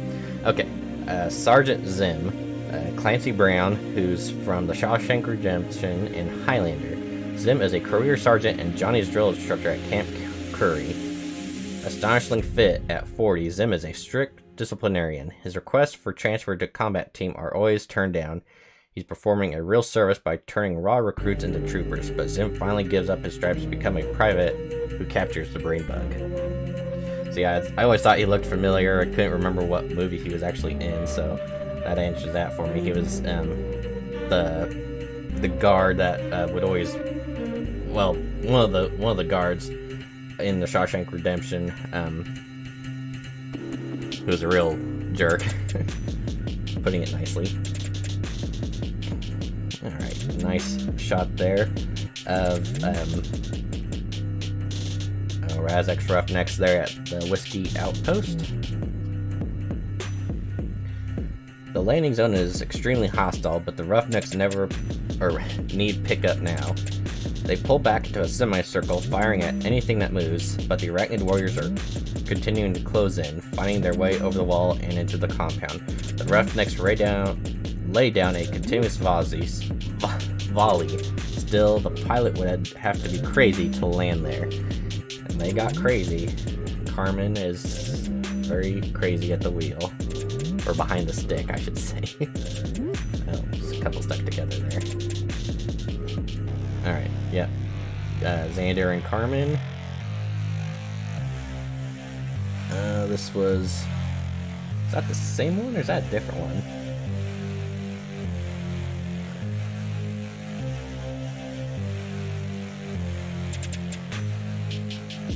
Okay, I'll go ahead and read it. It looks different, so I'm gonna go... the surface of Klendathu fairly bristles with ongoing defensive fire. A burst of deadly bug plasma hits the George Marshall amidships, and it reels into the Yamamoto. Carmen dodges the burning starships and avoids collision with the Dauntless, but the Roger Young is soon hit. A huge chunk ripped out from its midsection. We thought we were smarter than the bugs. So, yeah, it was like, on the Klendathu approach, they see these plasma, beams coming from the planet, and they were told that, oh, it's just discharge off the planet, nothing to worry about, and then it starts blowing up ships, and they're like, okay, someone screwed up here. Oh, there's the crew having to abandon ship, the Roger Young. There's Xander and Johnny playing jump ball. Here is Johnny inside of... You can't really see it from there. He's actually... Well, if I hold it like this. This was after the Klendathu attack. He's inside of a tank, more or less. He's got life support, he's got an air tube to breathe through. This was after, he had gotten pierced in the leg. He was pronounced dead by the military, but they were able to recover him, found out he was still alive, and put him in here. Advanced technology that, he had that massive hole in his leg, and it's basically gonna be 3 days for, micro, nanomites, whatever, machines to fix him up and have him, ready to go. And speaking of which, there we got a profile card for the man himself, Johnny Rico. Casper Van Dien, a natural athlete. Johnny enlists in the mobile infantry right out of high school, all for the wrong reasons. But his former resident of the ill-fated city of Buenos Aires sticks with it.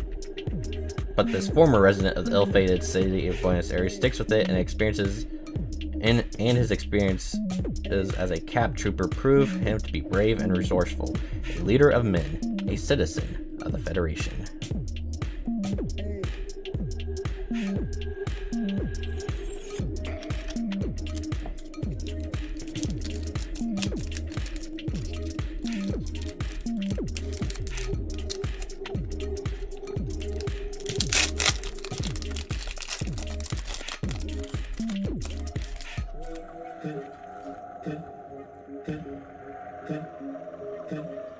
Alright. Okay, another behind the scenes with Rico and the director. Oh, nice shot of the warriors approaching Whiskey Outpost.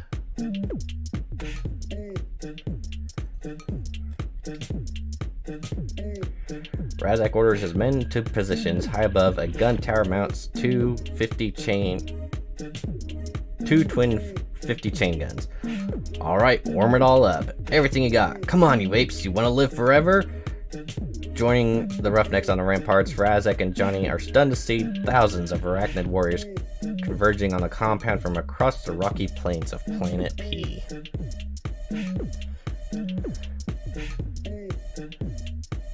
So yeah, that's a nice little sign there of that they are in a tight situation. Oh, and the next one will be even better. But first, we've got another raised graphic here. Bug Wars, I guess. This is one of the guys in the mandible of an arachnid warrior about to be cut in half. That might actually be the news correspondent. Klendathu, a net correspondent covering the invasion, becomes the focus of the story as he gets too close to action and a charging arachnid warrior takes him apart, literally. Told by the control room to keep filming, the cameraman follows the troopers and soon joins his colleague as a statistic of one of mankind's greatest defeats. So this is what they call a Bug Wars card, and it's 3 of 9.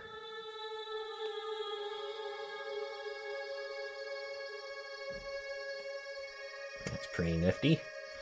But yeah, that one before it was showing, you know, a few of the bugs in the valley, and that's what it looks like when they're all there. Not very good.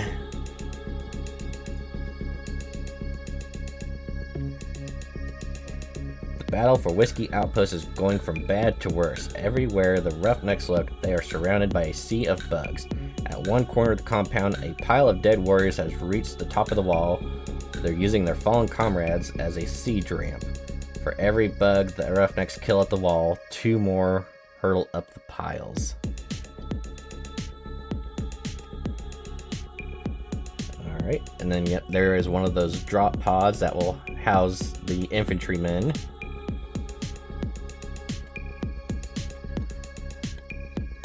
A troop carrier capable of moving large quantities of men or cargo. These sturdy, reusable vehicles are piloted by a 2-man flight team and are designed to protect their precious human cargo through the use of G-racks. Drop sites must be sturdily built to withstand the gravitational stresses of many takeoff and landings, somewhat less in optimal conditions.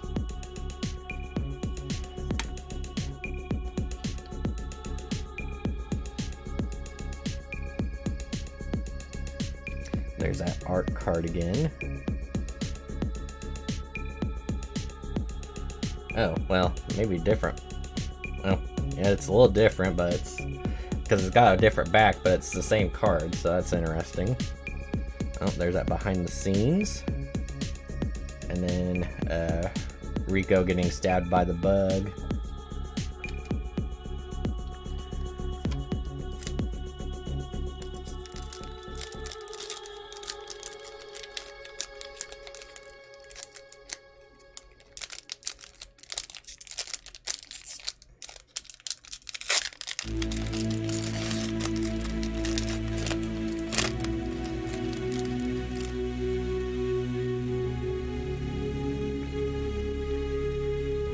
Rico holding back the bugs at Klendathu.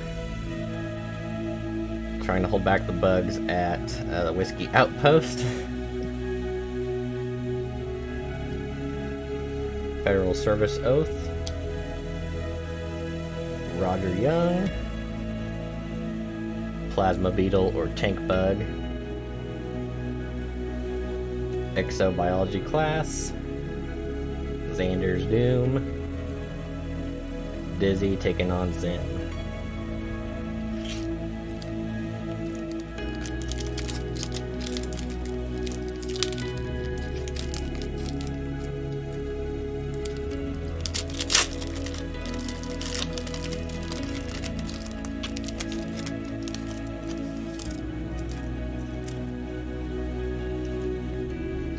Oh, there's that look at the bugs again in the valley.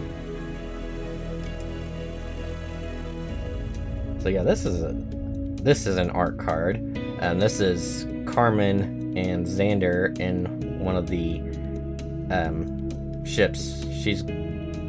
I think she's still in flight school, heading over to the Roger Young, and it's gonna be her first day flying it. Tereskova Luna. Always anxious to prove herself, Carmen pilots a fleet trainer through the landing bay at breakneck speed, causing her fellow cadets to hold on for dear life.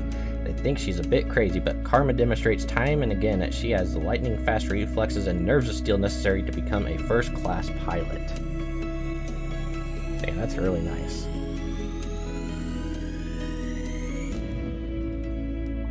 Oh, let me make sure here. Okay, yeah, it's just Carmen and Rico.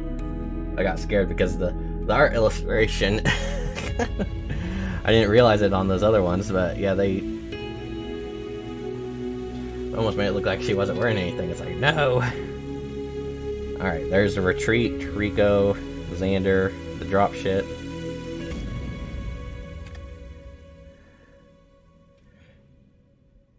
Dizzy doesn't even see the arachnid warrior until it's upon her. It pierces her with its attack claws, and she collapses with a look of disbelief in her face. Fueled by hate, Johnny advances firing, and with the aid of Ace, blows the warrior to pieces.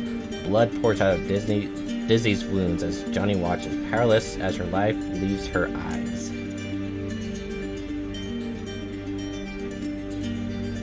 There's that war propaganda again.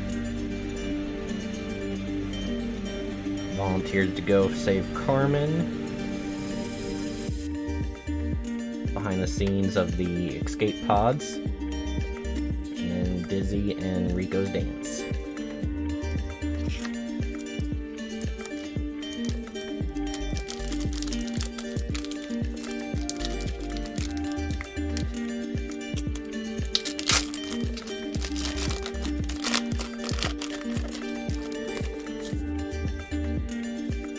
Ah, here we go.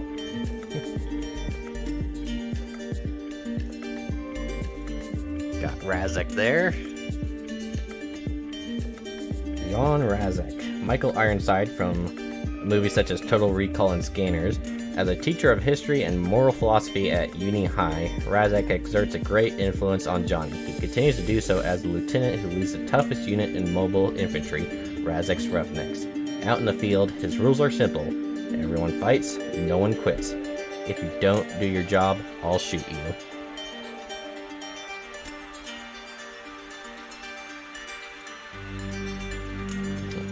Another look at the sea of bugs.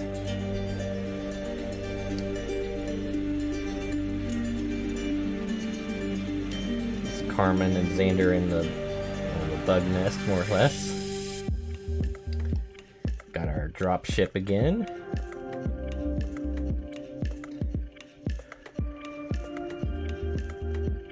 Yeah, there's that one.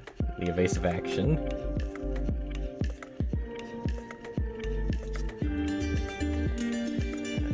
Razek's Roughnecks, waiting for director to call for action. Rico at Clondathu. And then actor and director.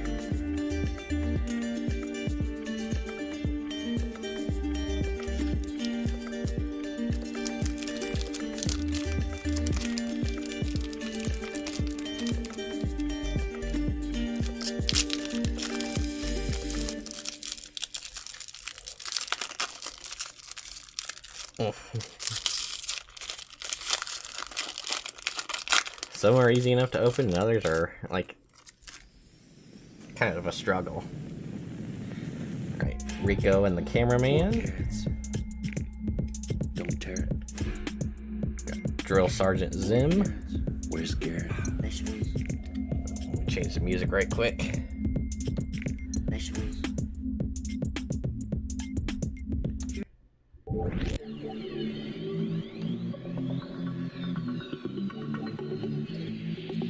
see. Carmen attacking Brainbug. Razek's Roughneck's last stand at Whiskey Outpost. There, well, yeah. Art card. Abandoned ship. Jump ball. Rico getting healed up.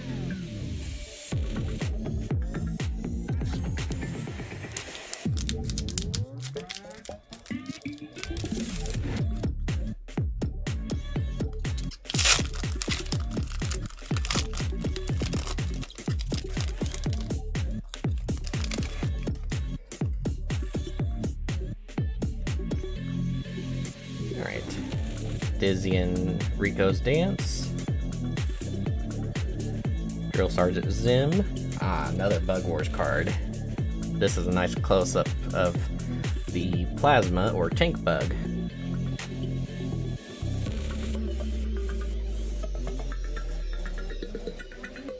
Whiskey Outpost is a terrifying sight when a tanker bug uses its size to breach the walls of the compound.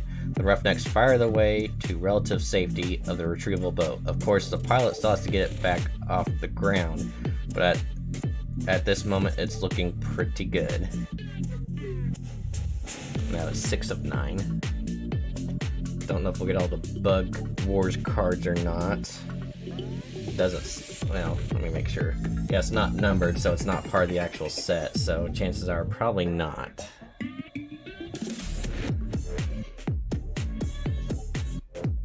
Here's Rico after Dizzy got attacked. War Propaganda. Volunteers. And the escape pod behind the scenes.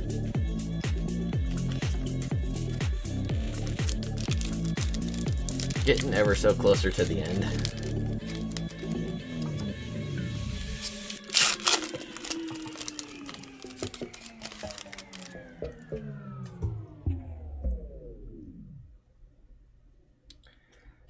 Alright. There's Razek and Dizzy inspecting one of the bodies. As you can see, Razek's got his fingers inside of the skull. Still puzzling over the mystery of the brightly colored chariot bug, Razek learns of another problem. Inside the communications tent, a dead major is slumped over a console with a huge hole in the back of his head. Was a bug in his brain? A tapping leaves the Roughnecks to a strange... a tapping leads the Roughnecks to a storage tent where they find General Owen hiding in an unused freezer. The distress call was a trap.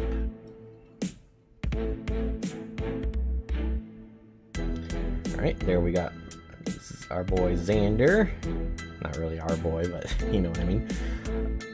Xander Barkalow, Patrick Muldoon from Melrose Place and Days of Our Lives.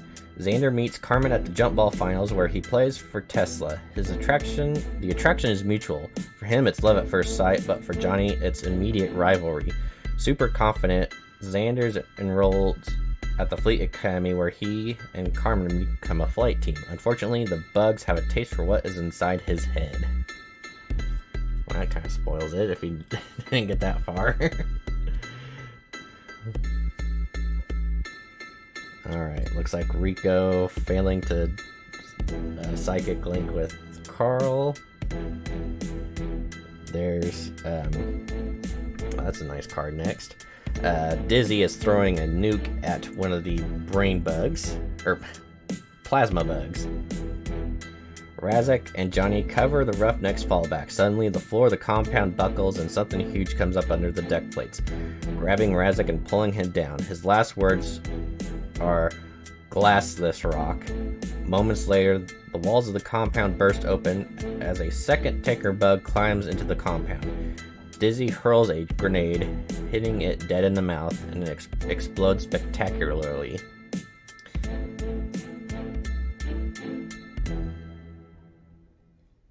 So I don't think that's right, because what happens is, yeah, the ground underneath them inside the outposts gives way. Xander falls down to like this, almost like a sand pit, where the plasma bug starts chomping on his legs.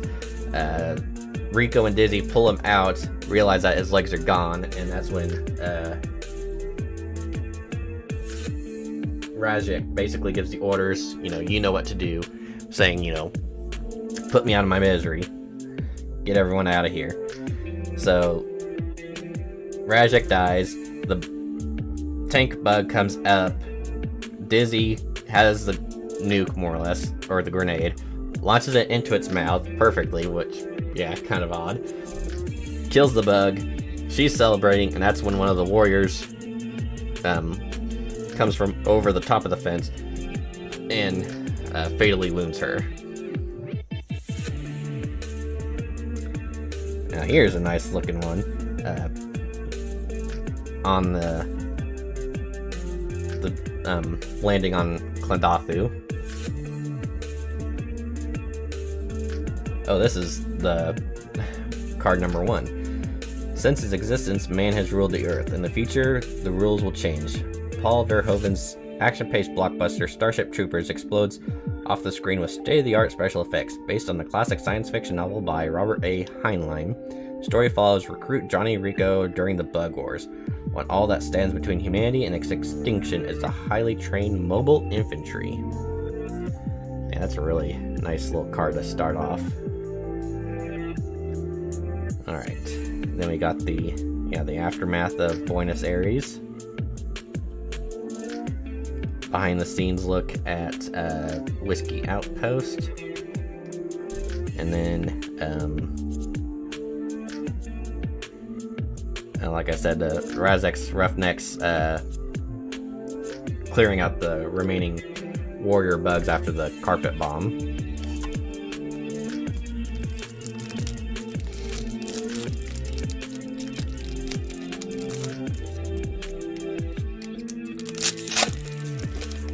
Honestly, I haven't been paying too much attention to my camera. I really hope. I've been keeping these in frame. So if I'm reading the card, it is like off center here. That's my bad. You're at least getting the explanation. Alright, there's Carmen again.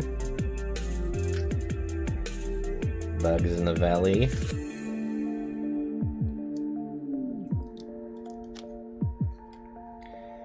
Recruitment.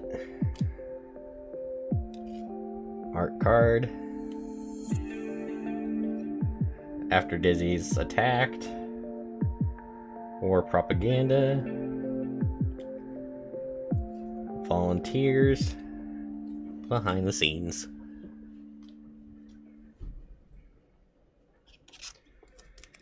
Yeah, I can't think that we got too many more left that we haven't pulled besides, the chase cards for the gold and the bug wars, which I'll keep an eye out for those. Once I get everything organized and put away, I'll see what ones I'm missing. Oh, there's our boy Carl again.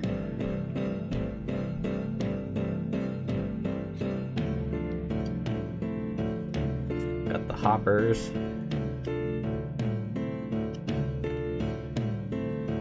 Xander and Carmen in the bug tunnels.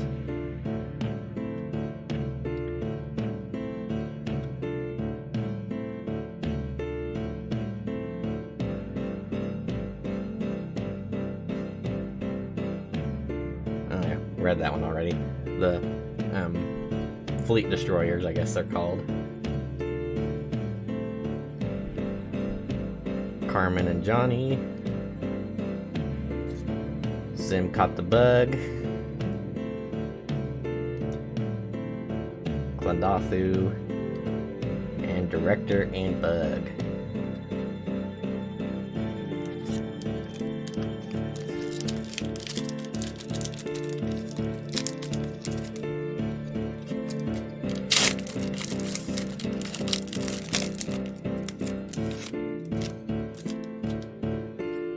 Alright. Radio Man captured by a hopper. John Razek's Roughnecks. Still think I'm saying the name wrong, but that's alright. Rico with the nuke. Sea of Bugs. Dropship.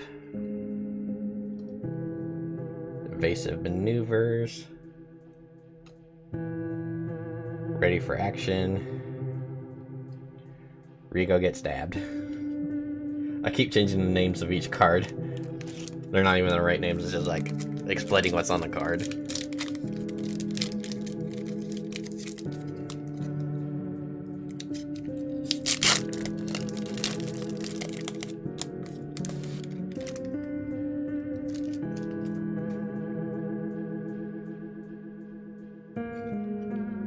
Alright. Ace and Johnny in the mess hall. There's Sugar Watkins. Oh, there's that checklist again. Oh. Well, look at that. Someone goofed up. Don't know if you really need two checklists, one right after the other.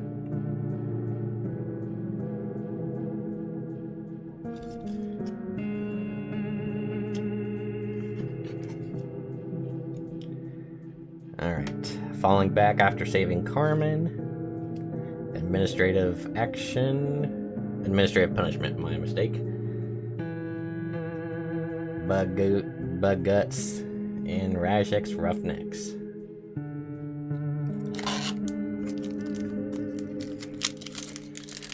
Now, I didn't say I'd be guaranteed to get enough to make 2 complete sets. I am assuming not.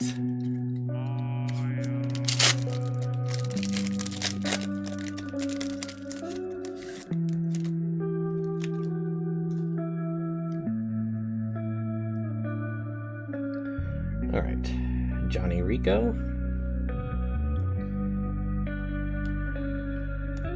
Checking the guys for brains.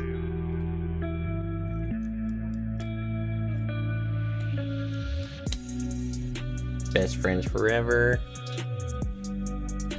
Xander. Grenading the bug. Oh, another card number 1, I guess. Buenos Aires. And behind the scenes.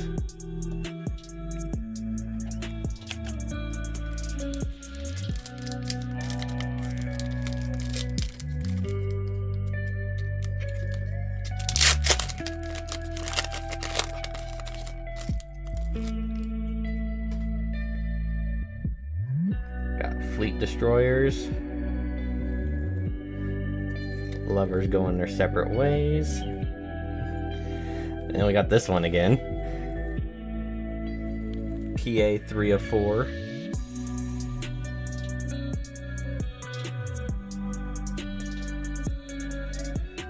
Zim caught the bug.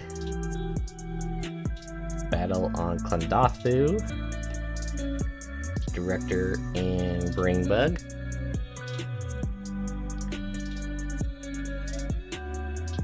Whiskey Outpost. And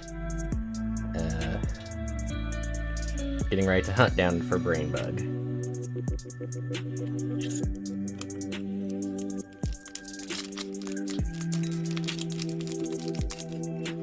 So yeah, depending on how many of the chase cards I would need to get, I would probably try to look online and see if I can find them individually and hope that they're not going for stupid prices. Got Ace. Warriors making a ramp. Fleet destroyers. Xander and Carmen. Friends forever. Battle is over. Klandathu. And Phil Tippett.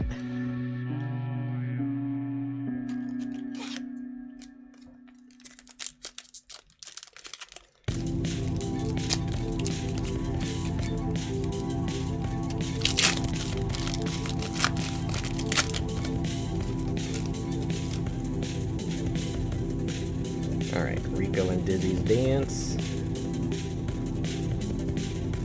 Got Carl. Carl!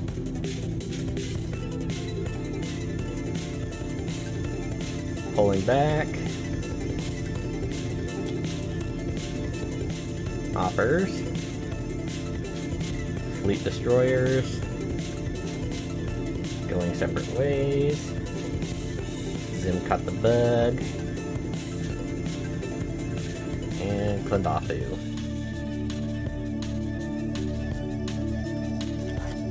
See, I think we're down to 5? Yeah, I think last 5. And, you know, a little over 2 hours now, so definitely getting close to wrapping things up.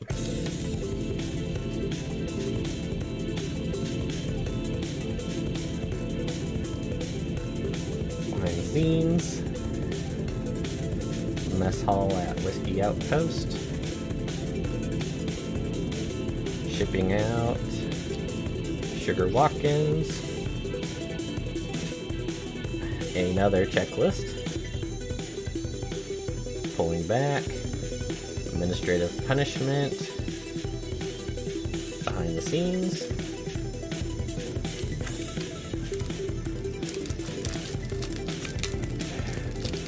At least, you know, wasn't until like near the end of this set of cards that we started to get, you know, almost everything duplicates, whereas with the Dark Crystal, like a third of the way through and we're like, okay, yeah, that was everything. Alright, Whiskey Outpost. Planet P.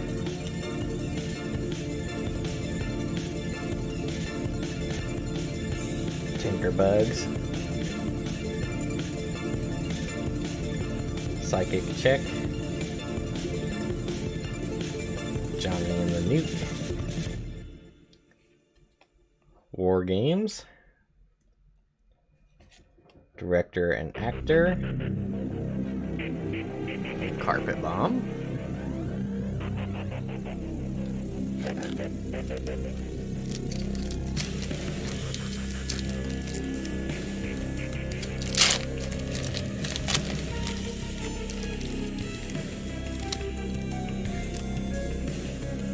Alright, there's Dizzy. Escape pod.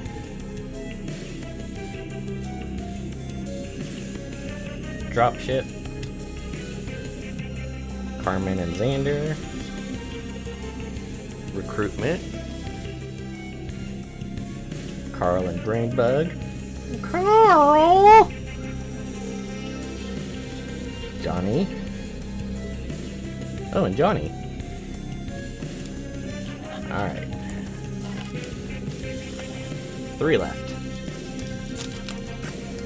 And yeah, not gonna keep any of these sealed because I do have another box completely sealed. And even though I could open that up and maybe get some more of the chase cards, I just have way too many duplicates like this, so I'll look for the duplicates on, or the ones I need on eBay of the chase cards and then go from there. Avoiding the meteor, or the asteroid. Dizzy's funeral.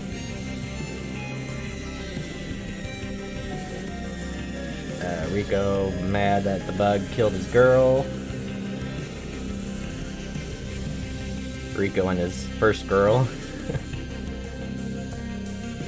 Brainbug gets got.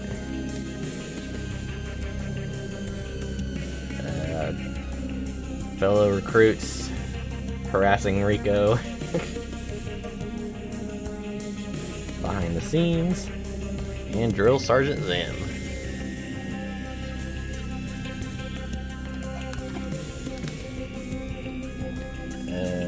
Okay, I can't count. Now I'm down to 3. Anytime I'm like, okay, we're about halfway through, or we're down to the last 5 or 4, no, just don't ever think I'm being accurate with my counts. Xander providing backup, cover fire, evasive maneuvers. Together. Okay. Xander and Carmen swearing or getting sworn in. Brainbug captured. Carmen and a few bugs in the valley.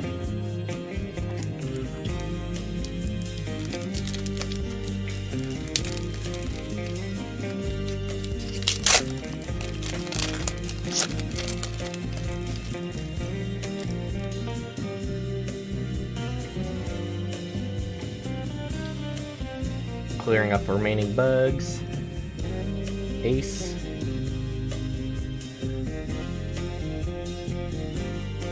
Card number 1. Bug Ramp.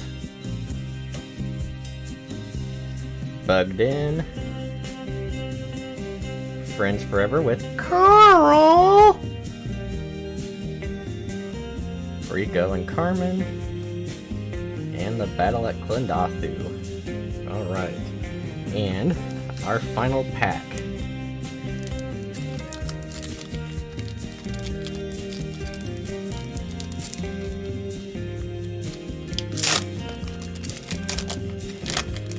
Definitely better numbers than this than I did with the Dark Crystal. I might have maybe 10 or so I'd have to find that are chase cards, which is better than 39 freaking cards. We got Johnny Rico. Rico at Klendathu. Oh, Warrior Bugs. Bug City Cavern. Carmen and Xander escape the burning wreckage of the Roger Young in a 2-man life pod, only to crash land smack in the middle of a bug stronghold. Armed with a fleet rifle, Carmen tries valiantly to stave off an attack by a group of very angry warriors. And this is 9 of 9. So I can't remember how many I've got right now. So probably like 4 or 5 of these I'd still have to find. Probably more like 5 or 6. That's not bad. Those ones seem like they'd be pretty good to get. The gold card, I'm not sure, since there's only 2. They might be a little more hard to find. Last Stand at the Whiskey Outpost. Getting Fired at. Abandoned Ship. Sports Ball. And then ending with Casper Van Dien in a tube. Alright, so that is going to do it for me for this card opening. I don't think anyone actually watched live. That's completely fine. If you're watching this in the future, I'm surprised you actually stayed with it the full time. I'm kind of shocked. Probably stay tuned in the future. I'll probably do like a little short to update, me getting the rest of the cards or whatnot. Yeah, if you have never seen the movie, go watch it. I highly recommend it. At least the first one. And then if you really like it, then maybe go watch everything else. These cards, like I said, wasn't too expensive. Like a booster pack like this is like around $40. So if they're still available, I know when I bought mine, it was, just a few batches remaining. Or if you're even interested in that. The binders might be a little bit harder to find because that was about as much as a booster box. But anyway, that's going to do it for me for today. I hope you all enjoyed, and as always, until next time, I will see you later, and take care. Oh, and I will end with one more. Carl!